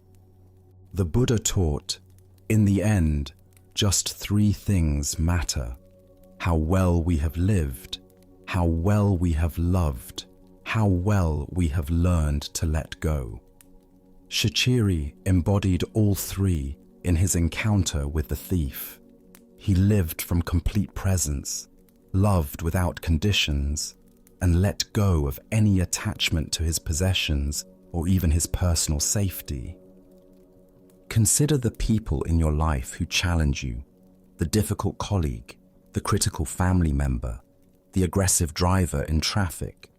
What would it mean to meet their energy with the same kind of fearless compassion Shichiri showed? Not by agreeing with them, or submitting to their demands, but by refusing to match their level of reactivity, by staying connected to your own center of peace, regardless of their behavior. Tonight, as you encounter your own moments of tension or conflict, can you remember the master who treated a robber as an honored guest? Can you find the space between stimulus and response where choice lives, where you can decide to meet aggression with peace, taking with giving, fear with love? Buddha's wisdom reminds us, better than 1,000 hollow words is one word that brings peace. Sometimes the most powerful response to violence is simply to remain unshakable in our commitment to compassion, knowing that love has a transformative power that force can never match. Now, let us explore a Zen story about the ultimate nature of spiritual truth. This is the encounter between the emperor and the master. In ancient China, there ruled an emperor known throughout the land for his devotion to the Buddhist path. Unlike rulers who concern themselves only with wealth and territory, this emperor had spent years studying sacred texts, supporting monasteries, and seeking the deepest truths of existence. His palace library contained thousands of scrolls, and he had invited many learned monks to share their wisdom. When word reached him of a great Zen master whose understanding transcended conventional knowledge, the emperor immediately sent an invitation. He longed to test his own understanding against this master's renowned wisdom. The day of the master's arrival, the palace buzzed with anticipation. The emperor had prepared elaborate questions that would demonstrate both his devotion and sophisticated grasp of Buddhist doctrine. Surely such preparation would impress even the most accomplished teacher. When the master entered the throne room, he appeared utterly ordinary. His robes were simple and travel-worn, his bearing humble, yet alert. The emperor, seated on his golden throne beneath paintings of Buddhist saints, felt both excited and nervous. "Venerable master," the emperor began, his voice echoing through the vast hall decorated with precious statues and sacred symbols. "I have studied the Buddhist teachings for many years. I have built temples, supported monks, and devoted my life to understanding the sacred path. Now I ask you, what is the highest truth of the holy Buddhist doctrine?" The emperor leaned forward expectantly, anticipating a profound discourse that would confirm his years of study. Perhaps the master would elaborate on the Four Noble Truths or reveal some secret teaching passed down through generations. Instead, the master looked directly into the emperor's eyes with a gaze that seemed to see through all pretense. His response came quietly. Vast emptiness and not a trace of holiness. Silence filled the throne room. The emperor blinked, certain he had misheard. Where was the elaborate explanation of Buddhist cosmology? Where were the references to sacred texts and divine principles? "If there is no holiness," the emperor asked, his voice betraying confusion and dismay, "then who or what are you? If there is no sacred truth to attain, what makes you a master?" The emperor's questions carried the weight of years spent accumulating spiritual knowledge and religious merit. He had built his identity around being a devout Buddhist ruler, and this master's words seemed to dissolve the foundation of that carefully constructed self-image. The master's response came with the same quiet directness. "I do not know." With these three simple words, the master had stripped away every concept, every identity, every claim to understanding that the emperor had accumulated. The master departed as simply as he had arrived, leaving the emperor in contemplative silence. As the Buddha observed, "Those who think they know, don't know. those who know they don't know. This paradoxical teaching points to the heart of Zen understanding. True wisdom begins not with accumulating knowledge, but with recognizing the limitations of conceptual thinking itself. The deeper teaching here shows us that spiritual seeking often becomes another form of grasping. We collect teachings and insights like precious jewels, believing enlightenment lies in acquiring enough sacred knowledge. But ultimate truth cannot be possessed or described in conventional terms. The Master's declaration of vast emptiness points to shunyata, often translated as emptiness. This doesn't mean nothing exists, but that nothing exists in the solid, independent way our thoughts assume. Every phenomenon arises interdependently without fixed essence.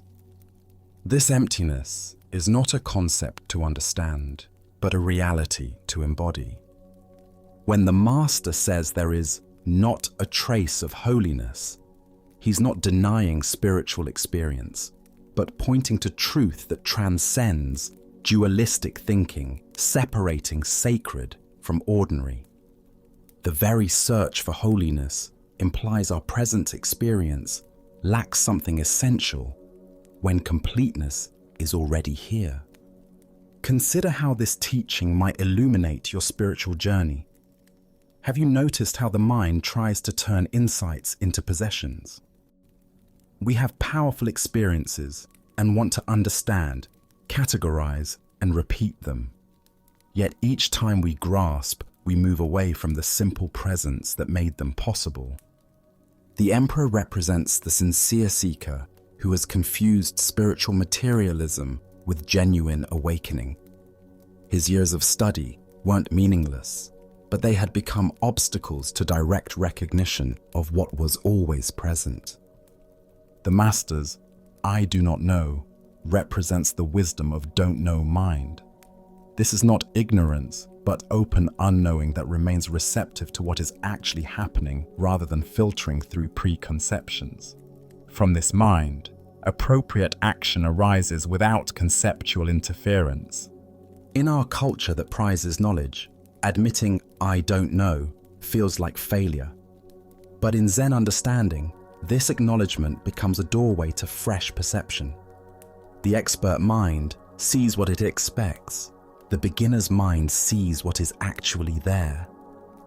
Tonight, as you rest in this moment's presence, what would it be like to temporarily set aside everything you think you know about spirituality? Can you taste the freedom in not knowing, the spaciousness that opens when we stop trying to fill emptiness with concepts? As the Buddha taught, in the sky, there is no distinction of east and west. People create distinctions out of their own minds and then believe them to be true. The vast emptiness the Master pointed to is infinitely spacious, containing all possibilities while being limited by none. In recognizing this emptiness as our true nature, we discover the most ordinary miracle. This moment, exactly as it is, lacking nothing. Our next story reveals the difference between technical mastery and true mastery of oneself. This is the lesson of the archer and the bridge. A young man had devoted years to perfecting his skill with the bow and arrow.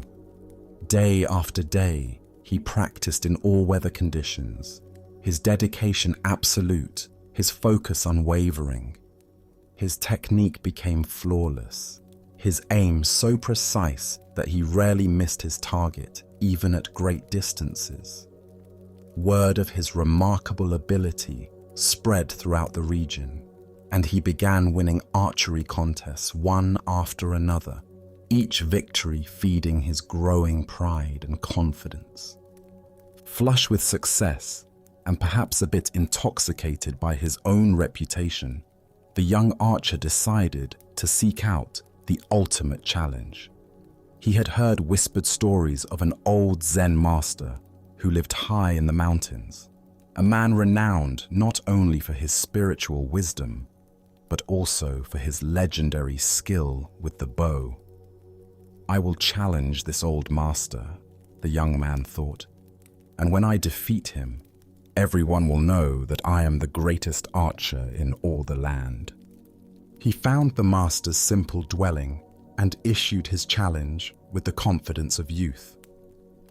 "Old man," he said, perhaps more boldly than was respectful, "I have heard of your reputation with the bow. I challenge you to demonstrate whether your skill can match mine."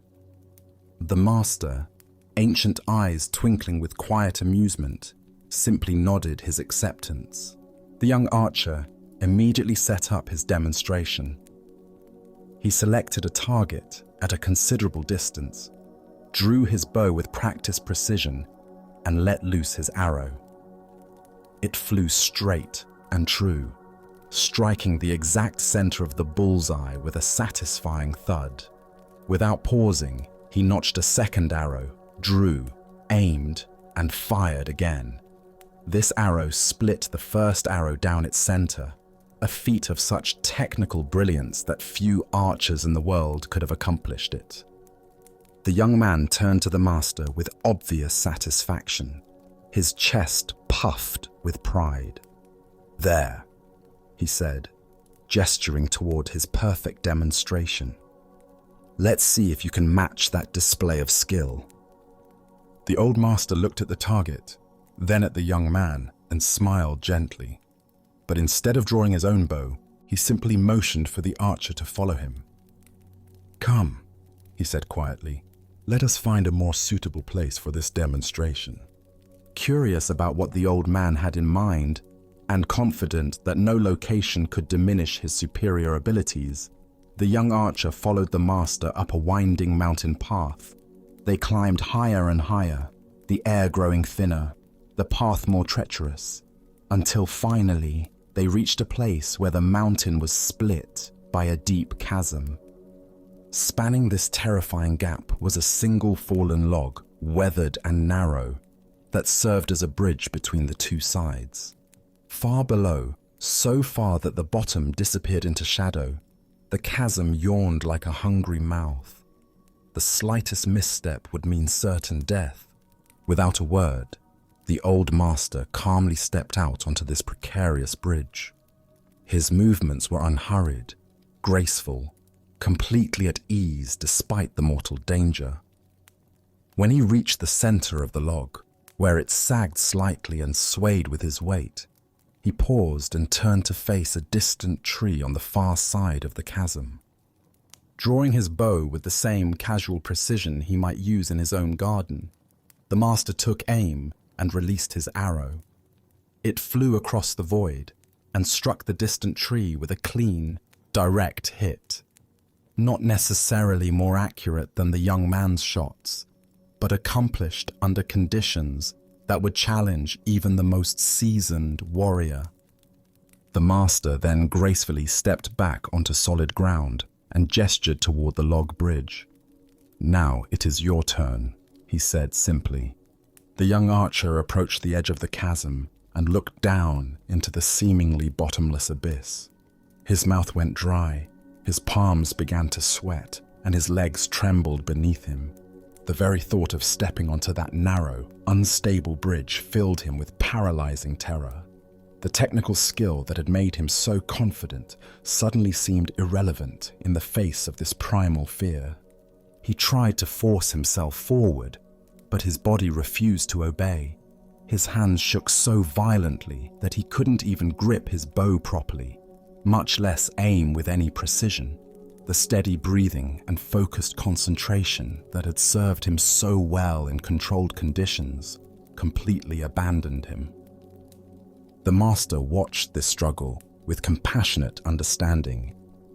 "You have developed great skill with your bow," he observed gently, "but you have little skill with the mind that lets loose the shot." As the Buddha taught, the mind is everything. What you think, you become. This ancient wisdom illuminates the difference between mastery of technique and mastery of the mind that employs the technique. Why do we so often mistake technical proficiency for true mastery? Zen Buddhism points to our tendency to focus on external accomplishments while neglecting the inner development that makes those accomplishments meaningful. We perfect our skills in controlled environments, but discover our limitations when facing uncertainty, danger, or genuine challenge. The young archer had indeed achieved remarkable technical skill, but only under ideal conditions. When his environment changed, when fear entered the equation, when the stakes became real, when his sense of safety was threatened, his carefully cultivated abilities disappeared entirely. His mastery was revealed to be shallow, dependent on external circumstances rather than inner stability. Consider your own areas of expertise. How does your competence hold up under pressure? When faced with genuine stakes, unfamiliar circumstances, or emotional challenges, do your skills remain intact, or do they crumble like the young archer's confidence on the bridge? In Zen practice, we cultivate what might be called unshakable presence, the ability to remain centered and effective regardless of external conditions. This doesn't mean eliminating fear or challenge, but developing the inner stability that allows us to function skillfully even when afraid, uncertain, or under pressure. The master's demonstration wasn't about showing superior archery skills. It was about revealing the profound difference between skill that depends on perfect conditions and skill that emerges from inner mastery. His arrow didn't need to be more accurate than the young man's. It simply needed to be released from a place of genuine equanimity. Zen Master Bankei taught, "The unborn Buddha mind can handle any situation." This points to a quality of awareness that remains constant, whether we're shooting at safe targets or standing on precipices. It's the difference between confidence that comes from controlling our environment and confidence that comes from trusting our ability to respond wisely to whatever arises. The Buddha said, "Better than 1,000 hollow words is one word that brings peace." One arrow shot from genuine presence and inner stability has more value than 1,000 arrows shot from ego and carefully controlled conditions. True mastery reveals itself not in perfect circumstances, but in our ability to maintain our center when everything around us is uncertain. Look deeply at your own relationship to challenge and fear. Where in your life do you perform well in safe, controlled environments but struggle when stakes are raised or conditions become unpredictable? This isn't a failure. It's simply information about where your practice needs to deepen. Tonight, as you consider the various skills and competencies you've developed, can you distinguish between those that depend on perfect conditions and those that remain stable under pressure? Can you sense the difference between the confidence that comes from avoiding challenge and the confidence that comes from meeting challenge with presence? Buddha's wisdom reminds us, chaos is inherent in all compounded things. Strive on with diligence. Life is the bridge over the chasm, uncertain, sometimes frightening, always requiring us to find our balance, not in the safety of solid ground, but in our ability to remain centered while walking through space. True mastery isn't about perfect aim. It's about maintaining our equilibrium, no matter where we find ourselves standing. Let us now explore a story about choice, responsibility, and the power we hold in every moment. This is the tale of the young man and the bird. A clever young student had grown tired of his teacher's seemingly wise responses to every question. He was convinced that the old master simply spoke in riddles to appear profound, and he decided to devise a test that would expose what he believed was mere pretense. After thinking for several days, he conceived what he thought was the perfect trap. One morning, the young man caught a small sparrow in the garden. The tiny bird trembled in his cupped hands, its heart beating rapidly against his palms. He held it carefully behind his back as he approached his teacher, who was sitting peacefully in the morning sunlight, reading ancient texts. Master, the student called out with barely concealed excitement. I have a question that will test your legendary wisdom. The old teacher looked up from his reading with patient, gentle eyes. He had seen this look of mischievous confidence in many students over the years, and he understood the young man's need to challenge authority as part of his own growth and learning. Please, the teacher said simply, ask your question. The student stepped closer, keeping the bird hidden behind his back. Master, I hold a small bird in my hands. Using your great wisdom, tell me, is this bird alive or dead? The young man felt incredibly clever. He had created what he believed was an impossible situation for his teacher. If the master answered alive, he would quickly snap the bird's neck and reveal the dead creature, proving the teacher wrong. If the master answered dead, he would simply open his hands and let the living bird fly away, again proving the teacher's lack of true insight. Either way, the student was certain he would expose his teacher's supposed wisdom as nothing more than lucky guessing and philosophical double talk. He waited eagerly for the response that would give him the satisfaction of finally outsmarting the old man.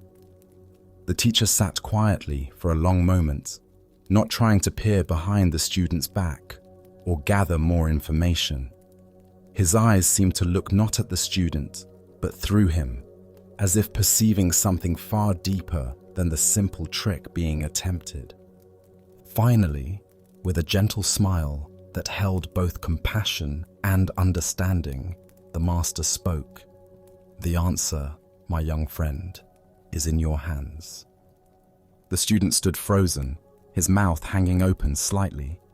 In 3 simple words, his elaborate trap had been completely dismantled.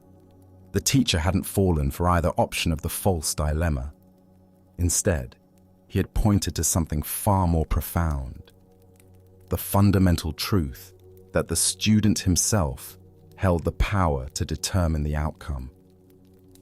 The young man looked down at his hands, still cupped behind his back, feeling the tiny bird's rapid heartbeat against his palms. He realized with startling clarity that the master was right. The bird's fate had never depended on the teacher's answer or supposed wisdom.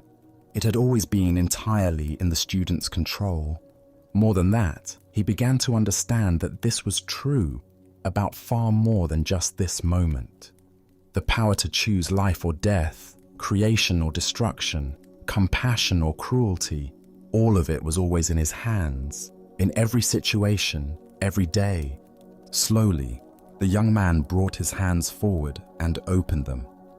The small bird sat still for just a moment, as if gathering itself, then spread its wings and flew into the blue sky, disappearing among the trees. Buddha's wisdom teaches us, we are what we think. All that we are arises with our thoughts. With our thoughts, we make the world. This ancient wisdom illuminates the profound responsibility that comes with conscious choice and the recognition that we are always the architects of our own experience. Why do we so often look outside ourselves for answers that can only be found within?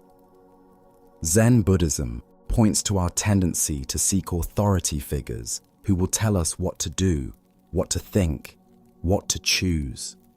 But the deepest teaching is that true wisdom cannot be given from one person to another. It can only be discovered through our own conscious engagement with life. The student's question seemed to be about the teacher's insight, but it was actually about his own power. He was so focused on proving the master wrong that he almost missed the profound truth being offered. that every moment presents us with choices that shape not only our immediate circumstances, but our character and destiny. Consider your own daily decisions, both large and small. How often do you wait for someone else to tell you what the right choice is? How frequently do you seek permission, approval, or guidance for decisions that ultimately rest entirely in your own hands? The young man's bird represents all the power we hold, but sometimes fail to recognize.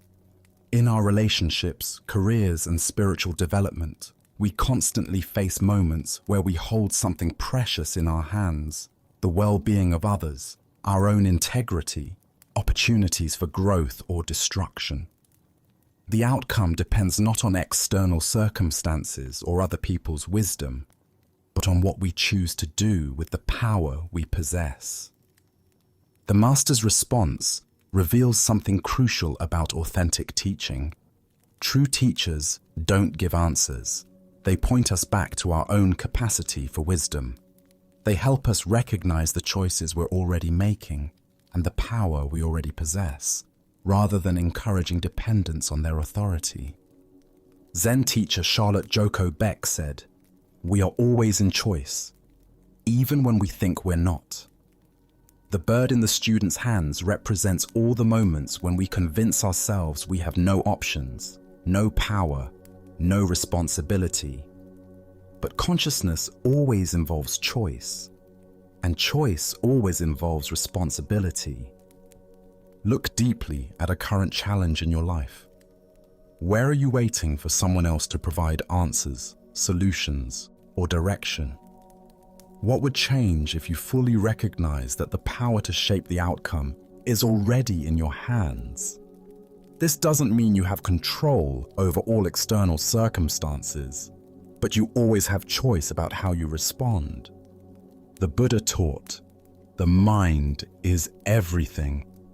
What you think, you become." Every thought, every intention, every action is like the student's choice with the bird, an opportunity to create life or death, beauty or suffering, wisdom or ignorance. The answer is always in our hands. Tonight, as you consider the various situations in your life where you seek guidance or feel powerless, can you sense the truth the Master was pointing to? Can you feel the weight of the choices you carry every day, not as a burden, but as the fundamental dignity of conscious existence? As the Buddha observed, "No one saves us but ourselves. No one can and no one may. We ourselves must walk the path." The bird flies free, not because of the teacher's wisdom, but because of the student's choice. In recognizing our own power to choose life over death, compassion over cruelty, truth over deception, we discover that the answer to every important question has always been in our hands. Let us now turn to a tale about the courage to trust life's current. This is the story of the Crystal River. In the depths of a great crystal river, where water flowed clear as mountain air, there lived an entire village of small creatures. The river's current moved above them like a gentle breath, carrying the wisdom of countless springs and distant seas. Young and old, rich and poor, all made their home along the sandy bottom, each creature grasping tightly to stones, branches, and roots. For generations, clinging had been their way of survival. Every creature learned from birth to wrap their appendages around river rocks and fallen wood. "Hold on," the elders would say. "The current is dangerous. It will sweep you away to places unknown. Safety lies in staying exactly where you are." But one small creature grew weary of this endless grasping. Day after day, He watched the current flow overhead, seeing how it moved with such purpose and grace. While his neighbors complained about the effort required to maintain their grip, he found himself wondering what it might feel like to trust that flowing water. "I am tired of clinging," he announced one morning. "Though I cannot see where it leads, I trust that the current knows its destination. I shall let go and allow it to carry me where it will, for I fear that if I continue clinging, I shall die of boredom before I ever truly live." The other creatures gasped in horror. "Fool!" they cried. "Let go, and that current will tumble you mercilessly across the rocks below. You will be battered and broken, dying far more quickly than any boredom could kill you." But the small creature had made his decision. Taking one last look at his neighbors, he released his grip on the familiar stone. Immediately, the current seized him, and just as the others had predicted, he was tumbled and tossed across the rocky bottom. His small body struck stone after stone, each impact bringing pain he had never experienced while safely clinging. Yet something remarkable began to happen.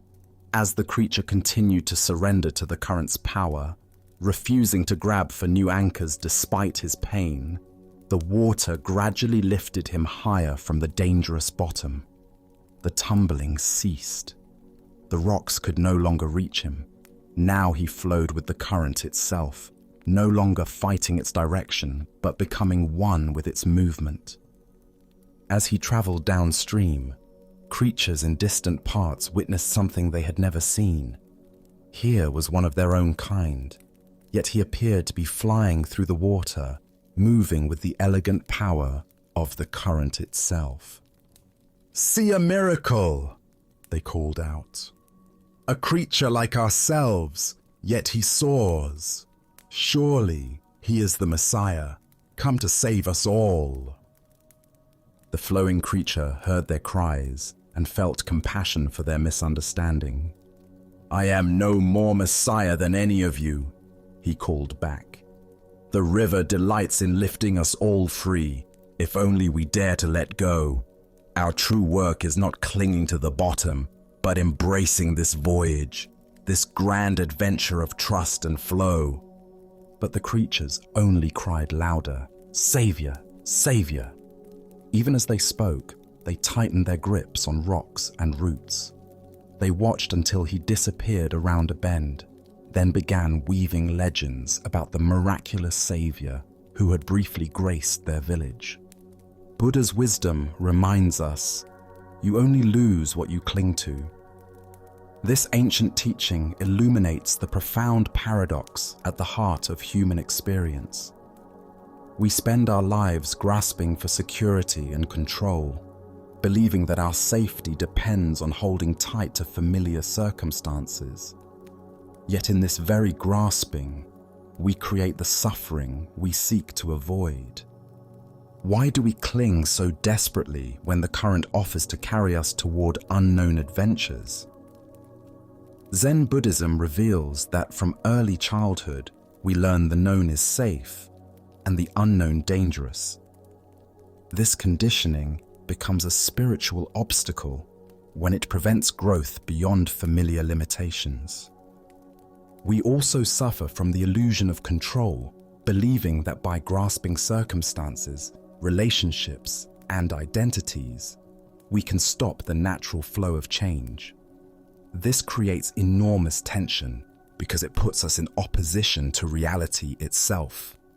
Life is constant movement, and when we resist this truth, we exhaust ourselves fighting currents far more powerful than our individual will. Consider the areas of your life where you find yourself clinging. Perhaps it's a relationship that has outgrown its original form, a career that no longer brings joy, or an image of yourself that now constrains your growth. The current of change will flow whether we resist it or not. Our choice is whether to exhaust ourselves in futile opposition or discover the grace available in conscious surrender. The Buddha said, "Nothing is permanent except change. Water doesn't fight the mountainside. It finds the natural pathway down. When we learn to move with life's current rather than against it, we discover effortless effectiveness that rigid resistance can never achieve." Tonight, as you rest in this moment's stillness, what might you be ready to release?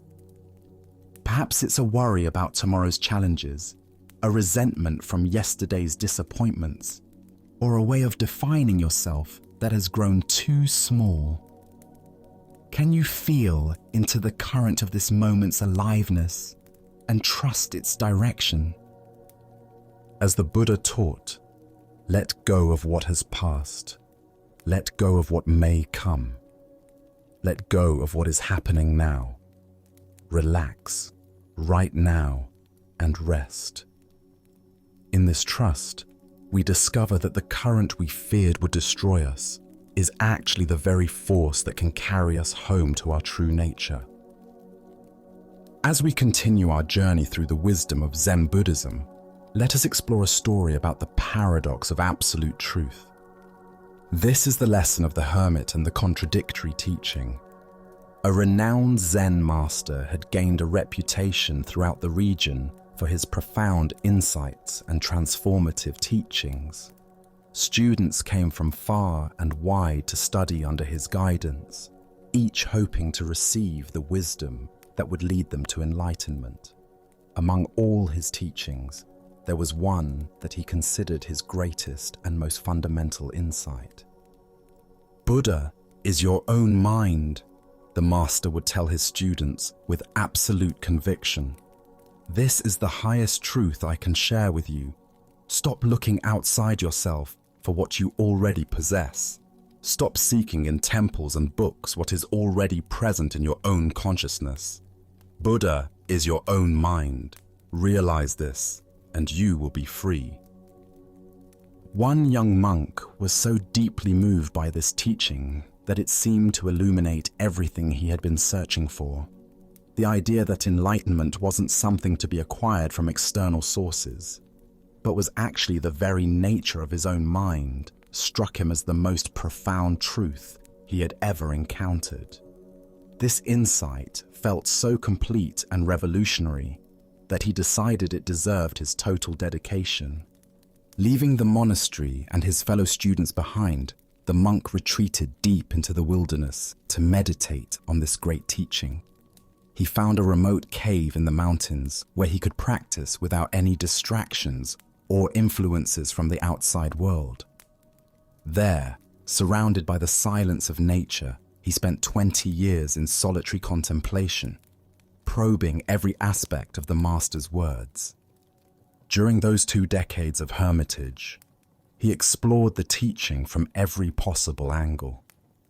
He meditated on the nature of mind, examined his own consciousness, and worked to fully realize the truth that Buddha was indeed his own mind. The years passed in deep practice as he sought to embody this understanding completely. One day, a traveling monk happened to pass through the forest near his cave. The hermit, excited to meet another practitioner after so many years of solitude, emerged from his retreat to greet the visitor. Through their conversation, he learned that this traveler had also studied under the same renowned master. "How wonderful to meet a fellow student," the hermit exclaimed. "Please, tell me what you know of our master's greatest teaching. I have spent 20 years contemplating his profound insight that Buddha is your own mind." The traveling monk's eyes lit up with recognition, but his response was entirely unexpected.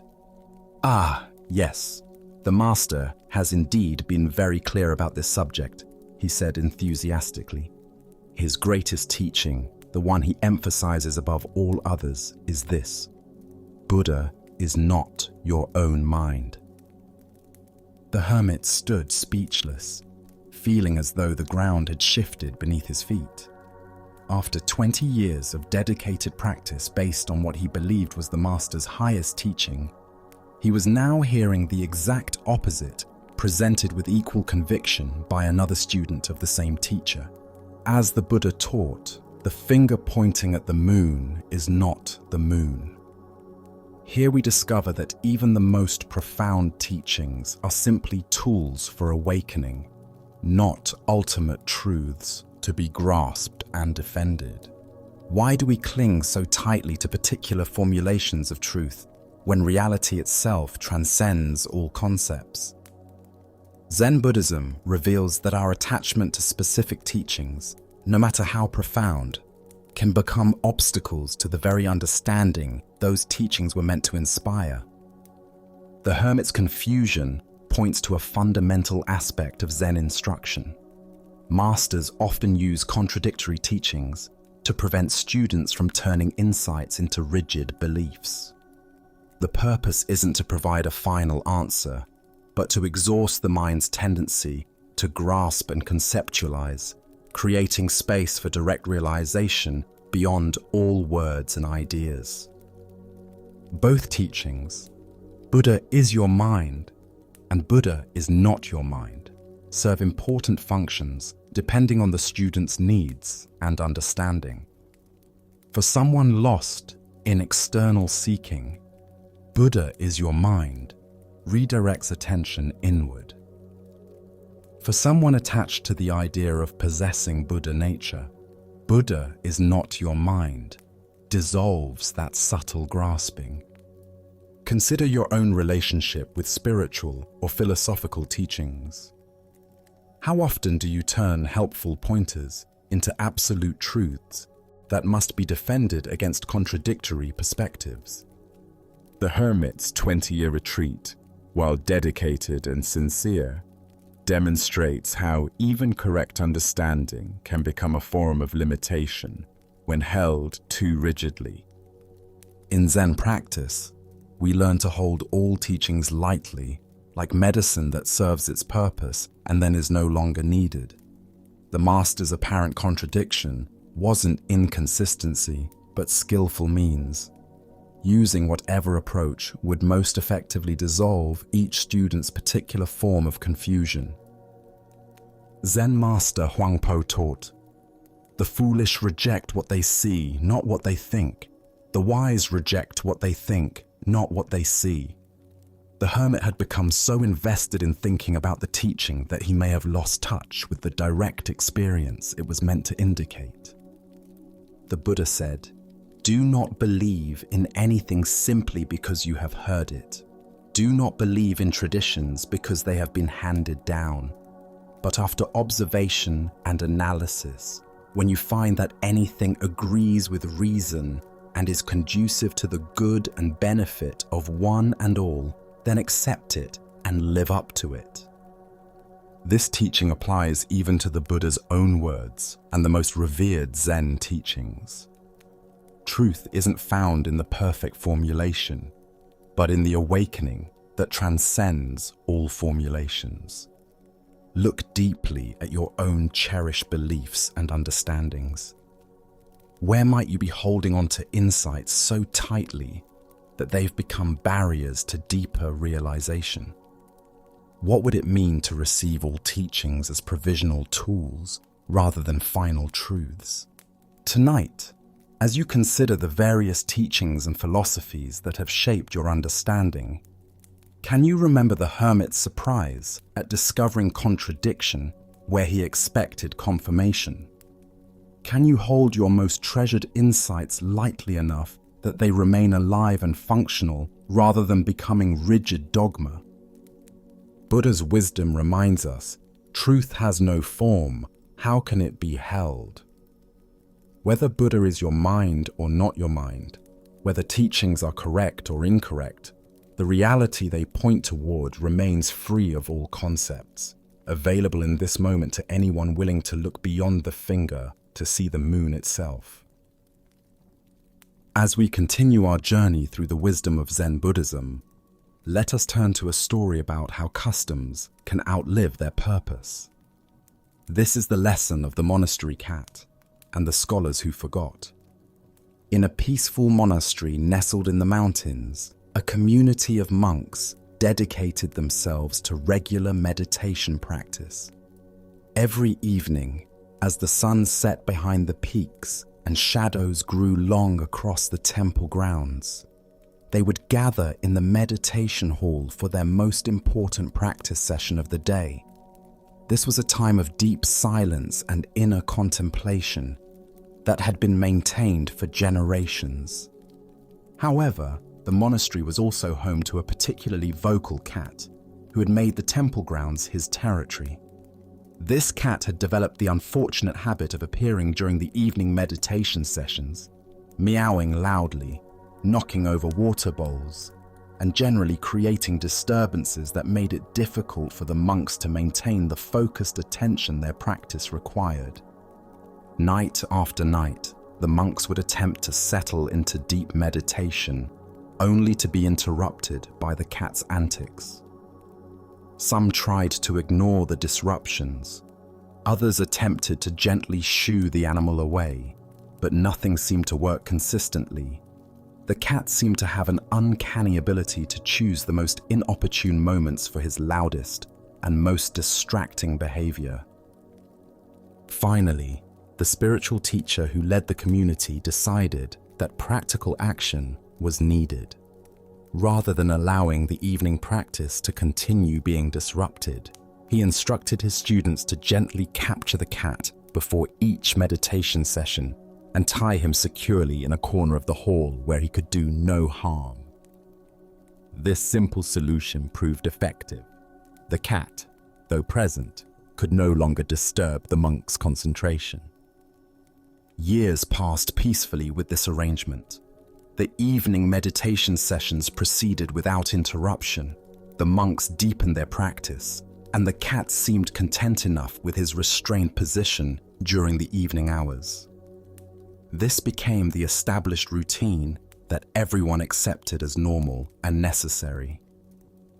When the old teacher eventually died, the monks naturally continued all the practices he had established, including the evening tying of the cat. After all, this had been part of their master's wisdom, a tradition he had instituted for important spiritual reasons. They didn't question whether the practice was still necessary. It had simply become an integral part of their evening routine. In time, the original cat also died, having lived a full life in the monastery. The monks, now thoroughly convinced that having a tied cat was essential to proper meditation practice, went to great lengths to acquire another cat specifically for this purpose. They searched until they found a suitable replacement and continued the tradition without interruption. Generations of monks came and went, each learning from their predecessors that tying a cat during evening meditation was a crucial element of their spiritual practice. None questioned why this was necessary. It was simply how things had always been done in their tradition.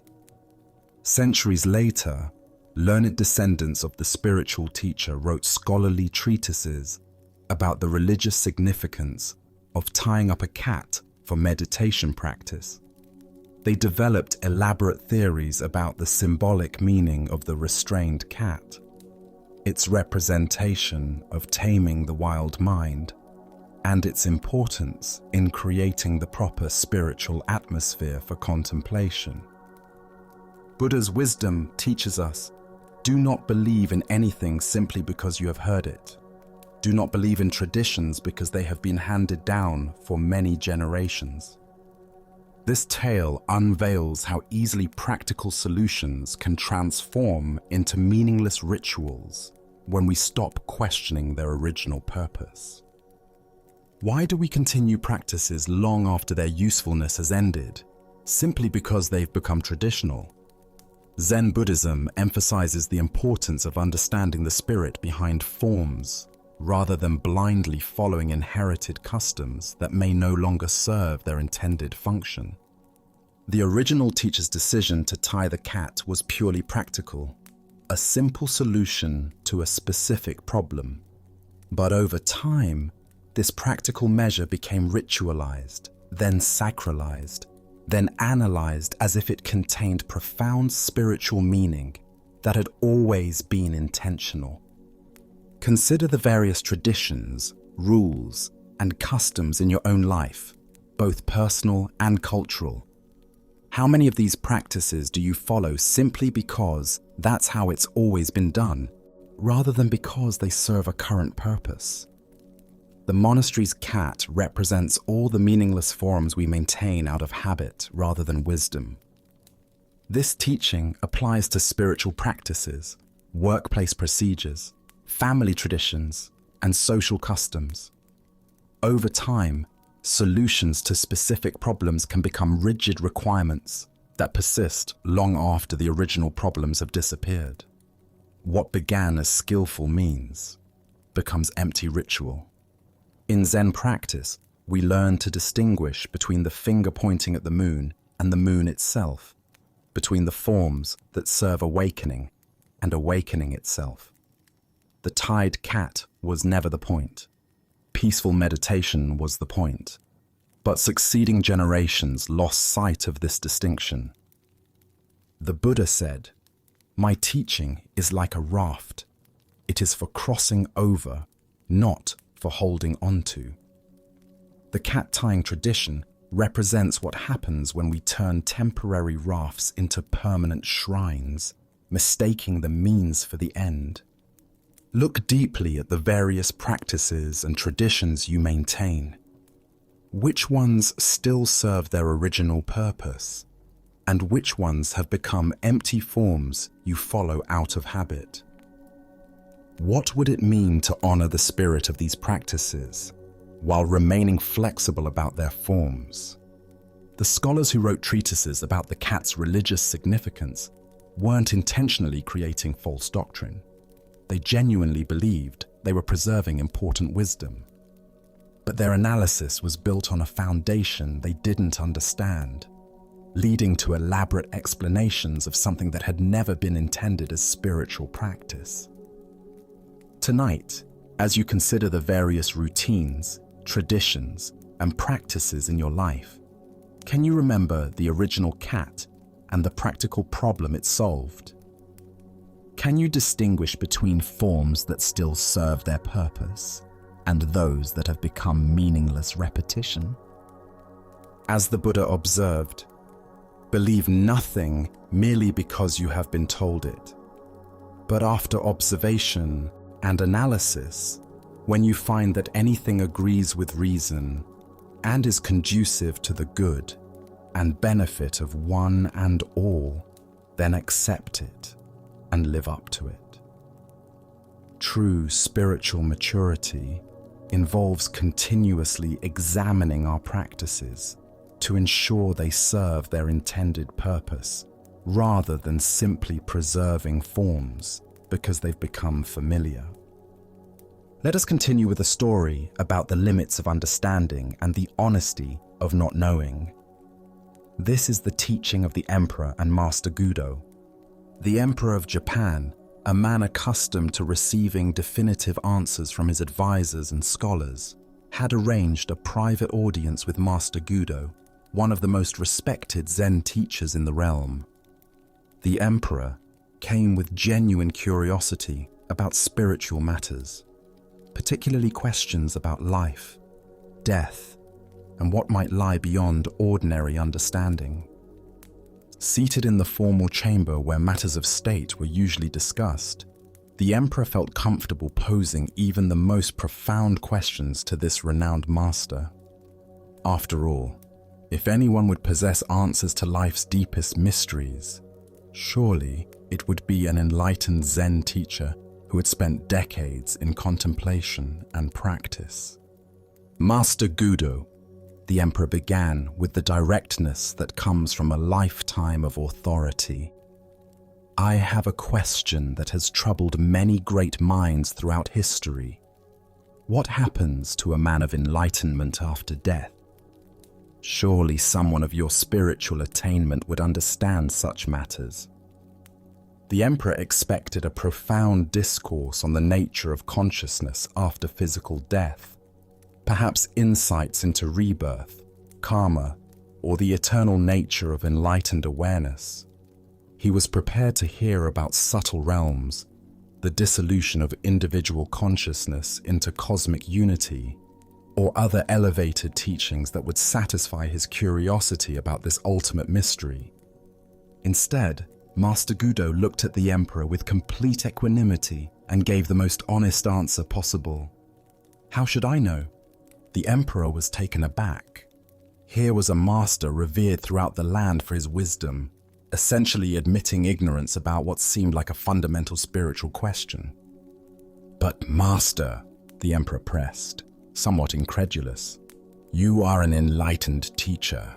Surely you must have special knowledge about such things. Gudo's response was immediate and perfectly logical. Yes, sir, but not a dead one. The simplicity of this exchange contains a profound teaching about the nature of genuine wisdom and the difference between authentic understanding and pretended knowledge. As the Buddha taught, I know nothing except the fact of my ignorance.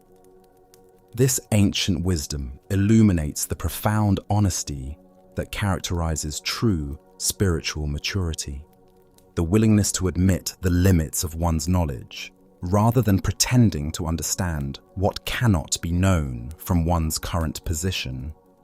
Why do we expect spiritual teachers to have answers to questions that can only be resolved through direct experience? Zen Buddhism emphasizes the importance of distinguishing between conceptual knowledge and lived understanding, between what we can theorize about and what we can actually know. Master Gudo's response wasn't a failure of wisdom, but a demonstration of it. He refused to engage in speculation about experiences he hadn't had, even when pressed by someone in a position of great authority. His honesty revealed more wisdom than any elaborate theory about post-death consciousness could have provided. Consider how often in daily life we pretend to know things we don't actually know. Whether it's offering confident opinions about complex social issues, giving definitive advice about other people's relationships, or claiming certainty about uncertain outcomes, we often feel pressured to appear knowledgeable rather than admitting the limits of our understanding. The emperor's assumption that enlightenment should include knowledge about death reflects a common misconception about spiritual development. We imagine that awakening provides a comprehensive database of cosmic information rather than a fundamental shift in how we relate to not knowing. In Zen practice, we cultivate what Suzuki Roshi called "don't know mind," a state of open awareness that doesn't need to fill every gap in understanding with theories or beliefs. This isn't ignorance, but a wise recognition that direct experience is more valuable than second-hand information. Zen Master Linchi taught, there is nothing special to do, nothing special to learn. Enlightenment doesn't grant supernatural knowledge about matters beyond ordinary experience. A living master knows about living. What happens after death remains in the realm of speculation until one actually dies. The Buddha said, "Believe nothing merely because you have been told it. But whatsoever, after due examination and analysis, you find to be conducive to the good, the benefit, the welfare of all beings, that doctrine believe and cling to." Even the Buddha encouraged direct investigation over accepting claims based on authority. Gudo's teaching reveals the freedom that comes from releasing the need to have opinions about everything. How much mental energy do we waste constructing theories about things we cannot possibly know? How much suffering comes from worrying about scenarios we can only imagine? Look deeply at your own relationship with not knowing. Where do you pretend certainty to avoid the discomfort of uncertainty? What would change if you could say, "I don't know," with the same confidence that Master Gudo displayed. The emperor sought knowledge about death from someone who was vibrantly alive. But true wisdom might be found not in accumulating information about future experiences, but in fully engaging with present reality. The mystery of death is honored not by pretending to solve it, but by living authentically in the face of it. Tonight, as you encounter questions about the future, about others' motivations, or about cosmic mysteries, can you remember Master Gudo's honest simplicity? Can you find the courage to admit when you don't know, discovering that don't know mind might be wiser than all our clever theories? Buddha's wisdom reminds us, the only true wisdom is in knowing you know nothing. In a world full of false certainties and confident ignorance, the Master's honest, "How should I know?" points toward a more genuine relationship with mystery, one that honors what cannot be known, while fully embracing what can be directly experienced. As we continue our journey through the wisdom of Zen Buddhism, let us explore a story about true spiritual power. This is the tale of the miracle of ordinary living. At Ryumon Temple, the renowned Zen master Bankei was sharing the Dharma with a large gathering of devoted students. The hall was filled with people sitting in quiet attention, absorbing his simple yet profound teachings about living with natural awareness. The evening light filtered through the temple windows, creating an atmosphere of peace and contemplation. In the midst of his discourse, a disturbance arose near the back of the hall. A Shinshu priest, whose own temple had been losing followers to Bankai's growing reputation, pushed his way through the crowd with obvious agitation. His face was flushed with jealousy, and his movements were sharp with competitive energy. Bankai paused his teaching and looked toward the commotion with patient curiosity. "What is this noise that interrupts our evening together?" he asked gently, his voice carrying no irritation despite the disruption. The priest stood up boldly, his voice rising above the murmur of the crowd.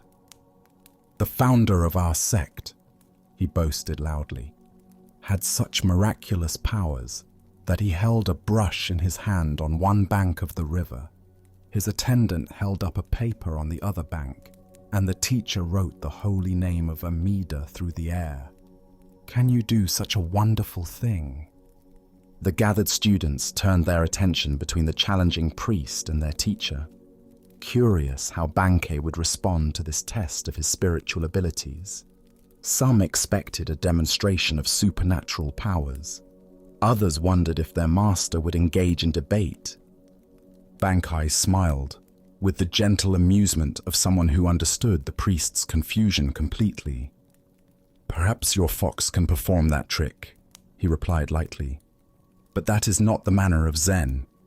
My miracle is that when I feel hungry, I eat, and when I feel thirsty, I drink." The temple fell into profound silence as the simple profundity of these words settled into the hearts of those present.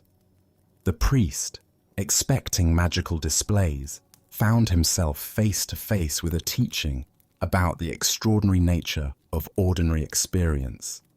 The Buddha once said, "If you want to know your past, look at your present condition. If you want to know your future, look at your present actions."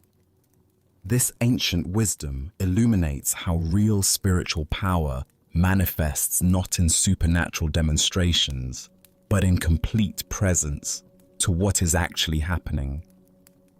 Why do we seek the miraculous outside of our immediate experience? Zen Buddhism reveals our tendency to bypass the profound simplicity of life in search of dramatic spiritual experiences. We imagine enlightenment as something exotic, supernatural, or removed from daily existence, when in truth, it's the capacity to be fully present to whatever is arising. The heart of this lesson lies in understanding that consciousness itself is the ultimate miracle. The fact that you can taste food, feel thirst, hear these words, or experience any sensation at all is more extraordinary than any magic trick.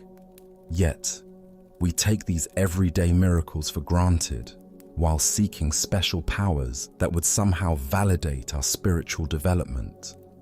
Look deeply at your own experience right now. Can you feel the miracle of breathing without having to think about it? The wonder of your heart beating steadily? The extraordinary fact that light enters your eyes and somehow becomes the vision of these words? These are the real miracles available in every moment. Zen teacher Suzuki Roshi taught, "Each of you is perfect the way you are, and you can use a little improvement." This paradox points to the Zen understanding that we don't need to become someone special to access spiritual truth. We need to fully inhabit who we already are. The Buddha taught, there are only two mistakes one can make along the road to truth: not going all the way and not starting. The path is not about developing supernatural abilities, but about going all the way into the simple reality of this moment, starting exactly where you are, with whatever you're experiencing right now. Consider how the priest's question revealed his own spiritual materialism. The belief that wisdom can be measured by impressive displays rather than by the quality of one's presence. This trap catches many seekers who mistake the extraordinary for the spiritual, when the truly spiritual is found in bringing complete attention to the ordinary. Tonight, as you eat your next meal or drink a glass of water, can you taste the miracle that Bankai pointed to? Can you experience the wonder of simple biological processes that sustain your life? As the Buddha said, the way is not in the sky, the way is in the heart. The miracles we seek are not above us, but within the simple reality of being alive. Our next story reveals how liberation comes not from achieving something new, but from recognizing what was never born and can never die. This is the teaching of freedom from birth and death. In a quiet monastery garden where cherry blossoms drifted on the spring breeze, a dedicated student named Goshu approached the wise Zen master Yue.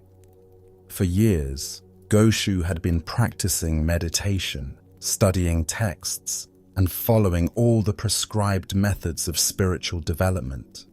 Yet despite his sincere efforts, he felt no closer to the enlightenment he desperately sought. Goshu bowed respectfully before his teacher, his face showing the strain of prolonged spiritual seeking. "Master, I have been studying Zen for many years, following every instruction, sitting in meditation daily, reading the ancient texts. But I have not yet succeeded.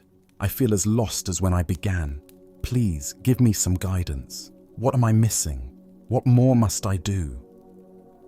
Yue looked at his earnest student with compassion, seeing the weight of spiritual ambition that had become a burden rather than a path to freedom. He understood that Goshu's very effort to achieve enlightenment had become the obstacle to recognizing his inherent awakeness. "There is no secret trick to Zen study," Yue said simply. "It's just a matter of freedom from birth and death." Goshu's brow furrowed with confusion. This answer seemed to make his quest even more daunting. "Master, how does one pass through birth and death to freedom? That sounds like the most difficult task of all. If I cannot even quiet my mind for a few minutes, how can I transcend birth and death?" Yui's eyes brightened, and he raised his voice with sudden intensity. "Your every passing thought is birth and death." At these words, something shifted dramatically in Goshu's understanding. Like a veil suddenly lifted, he saw that what he had been seeking as some future attainment was actually the very nature of his present experience. The constant arising and passing away of thoughts, sensations, and emotions. This endless flow was not something to escape, but the very freedom he had been pursuing. Goshu went into ecstasy, feeling as if he had put down a heavy burden he didn't even realize he had been carrying. The relief was profound and immediate. All his years of struggling to become something special dissolved into the recognition that he had never been anything other than the aware space in which all experience appears and disappears. As the Buddha observed, form is emptiness, emptiness is form. What emerges from this story is the recognition that we suffer not because we lack something, but because we don't recognize the freedom that is our fundamental nature. Why do we carry the heavy burden of spiritual becoming? Zen Buddhism points to our identification with the content of consciousness rather than consciousness itself. We mistake ourselves for the stream of thoughts, emotions, and sensations, instead of recognizing ourselves as the aware space in which this stream flows. Every thought that arises is born. Every thought that fades away dies. Every emotion emerges from nowhere and dissolves back into nowhere. Every sensation appears and disappears. This constant birth and death happening in awareness is not a problem to solve, but the very movement of life itself. The deeper understanding here reveals that what we call birth and death are simply names we give to the natural flowing of experience. When we identify with the flow, we suffer the anxiety of constant change. When we recognize ourselves as the awareness in which the flow appears, we discover unshakable peace. Zen Master Huangpo taught, "Your everyday mind, that is the way." This points to the extraordinary fact that the enlightenment we seek is not hidden in special states, but in the ordinary awareness that knows every state. The same awareness that knows anxiety also knows peace. The same awareness that knows confusion also knows clarity. The Buddha said, "In the sky, there is no distinction of east and west. People create distinctions out of their own minds and then believe them to be true. Our spiritual seeking often creates the very problem it attempts to solve by imagining that some states of consciousness are spiritual while others are mundane. Consider how much energy you invest in trying to have better thoughts, more peaceful emotions, or more pleasant experiences. Each effort to improve the content of consciousness reinforces the belief that you are that content, rather than the awareness that witnesses it all with equal presence. In Japanese Zen, there is a teaching called just sitting, or shikantaza. This practice involves recognizing that the sitting itself is enlightenment, rather than a method to achieve enlightenment. Similarly, your current awareness, exactly as it is the freedom you seek, rather than a stepping stone to freedom. Tonight, as thoughts arise and pass away in your awareness, can you recognize the birth and death that UEA pointed to? Can you see that you are not the thoughts that come and go, but the unchanging awareness in which they appear? As the Buddha taught, all conditioned things are impermanent. Work out your salvation with diligence. The salvation is not in perfecting the conditioned, but in recognizing the unconditioned awareness that you already are. As we continue our journey through the wisdom of Zen Buddhism, let us explore a story about transforming our relationship with suffering. This is the tale of the salt and the lake. In a quiet monastery nestled among rolling hills, there lived an aging master renowned for his patience and wisdom. Among his students was a young apprentice whose heart had become heavy with complaints about life's difficulties. Each morning, the apprentice would arrive with fresh grievances. "Master, why is life so hard? Yesterday, my meditation was disturbed by noise. Today, my back aches from the hard floor. When will this suffering end?" His voice carried the weight of someone who had catalogued every small discomfort until they had grown into an overwhelming burden. The master listened with infinite patience, but as days turned to weeks, he recognized that words alone would not shift his students' perspective. One crisp morning, as golden sunlight streamed through their simple dwelling, the master made an unusual request. "My dear student," he said gently, "I need you to go to the kitchen and bring me some salt. Just a handful will suffice." The apprentice, puzzled by this simple task, nonetheless obeyed. He returned with cupped palms containing coarse white crystals. "Now," the master instructed, producing a small glass of water, "place all of that salt into this glass and drink it." The young man hesitated. "Master, that seems like far too much salt for such a small amount of water." "Trust the process," the master replied. "Drink." The apprentice poured the salt into the glass, watching the crystals dissolve into a cloudy, unappetizing mixture. He lifted it to his lips and took a large gulp, immediately grimacing as the intensely bitter taste filled his mouth. "How does it taste?" the master asked. "Bitter," the apprentice spat. "Terribly, overwhelmingly bitter. I can barely stand it." The master chuckled softly. "Excellent. Now bring that same amount of salt and come with me." Together, they walked in contemplative silence until they reached the shores of a pristine mountain lake. The water stretched before them like a mirror, reflecting the sky so perfectly that it was difficult to tell where earth ended and heaven began. "Now," the master said, "place this handful of salt into the lake." The apprentice waded into the shallow water and opened his hands, watching as the salt crystals scattered across the lake's surface, quickly dissolving without leaving any visible trace. "Drink from the lake," the master instructed. The young man cupped the lake water in his hands and brought it to his lips. The water was clean, refreshing, with the pure taste of mountain streams. "How does it taste?" the master asked. "Much fresher," the apprentice replied, genuinely surprised. "Clean and pure." "Do you taste the salt?" the master inquired gently. The student paused, paying careful attention. "No," he said slowly. "I don't taste any salt at all." The master sat beside his student on a smooth stone at the water's edge. His weathered hands reached out to clasp the young man's hands in profound tenderness.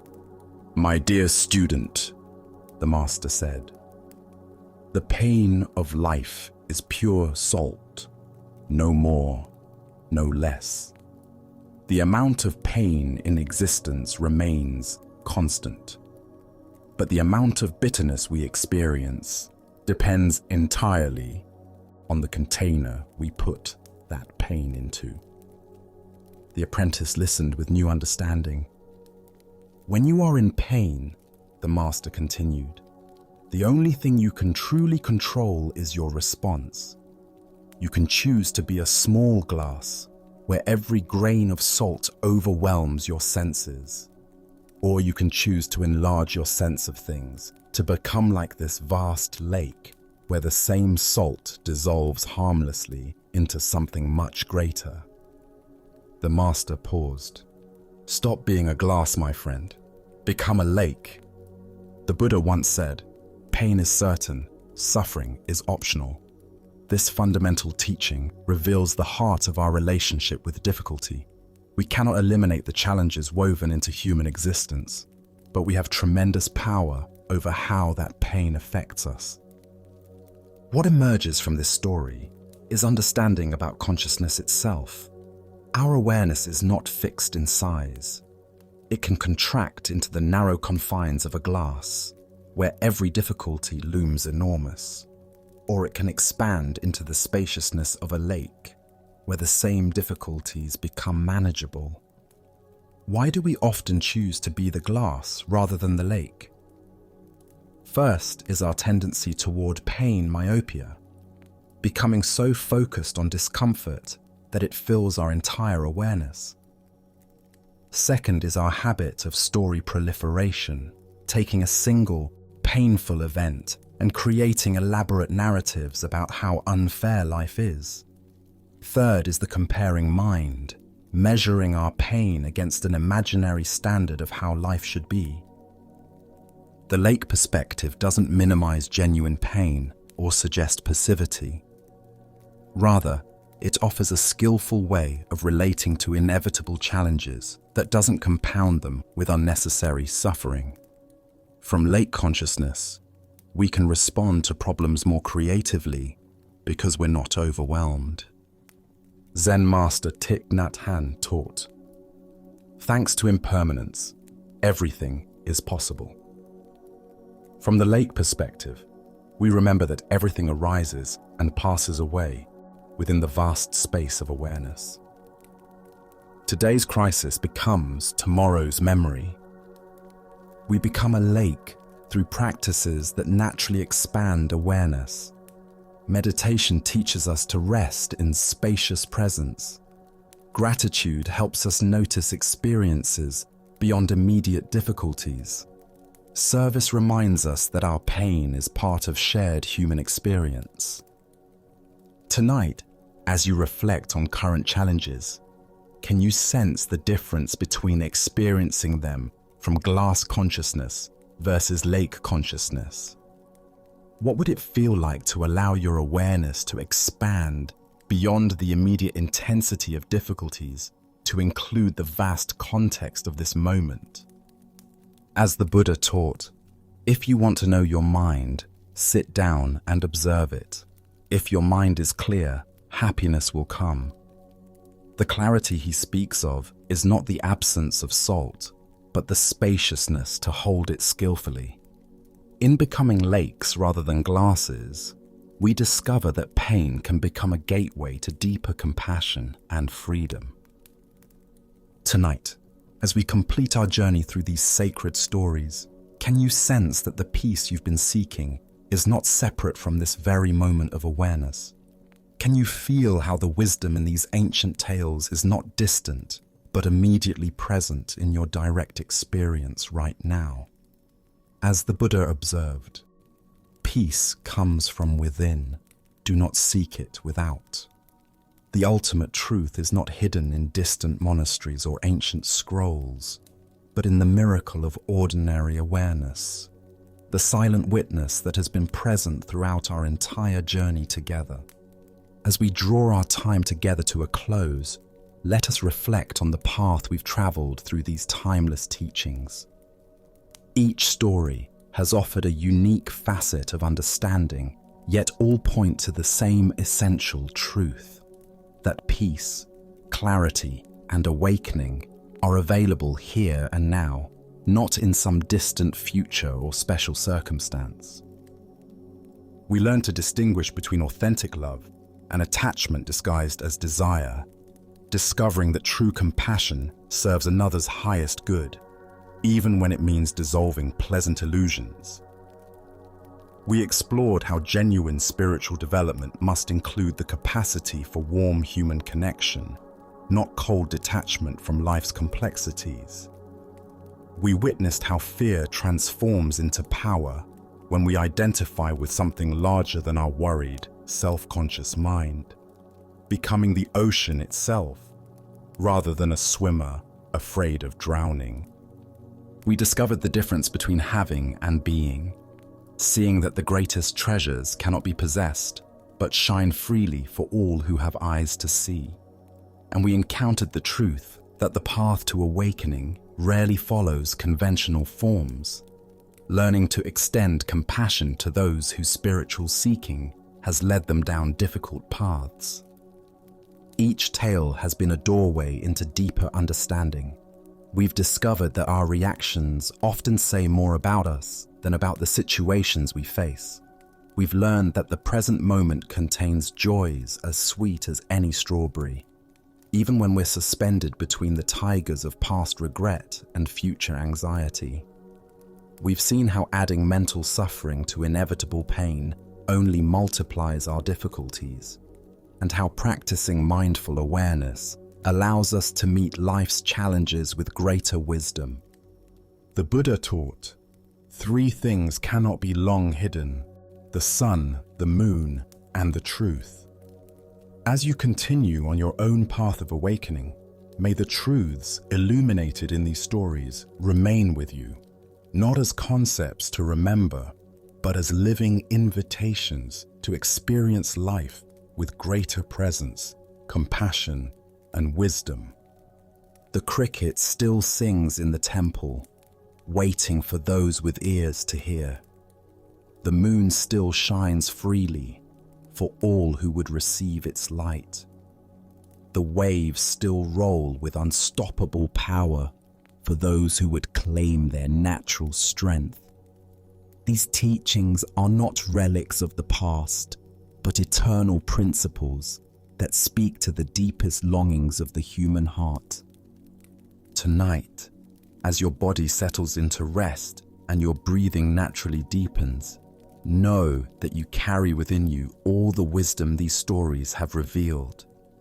The peace you've touched through these tales is your own true nature, always available, never absent, patiently waiting for your recognition. Thank you for sharing this sacred journey. May you rest peacefully, waking refreshed, and carrying these ancient teachings into the light of a new day. May the wisdom of countless generations guide your steps, and the compassion of the Buddha illuminate your way. From all of us at Sleepy Monk, sleep well, friend.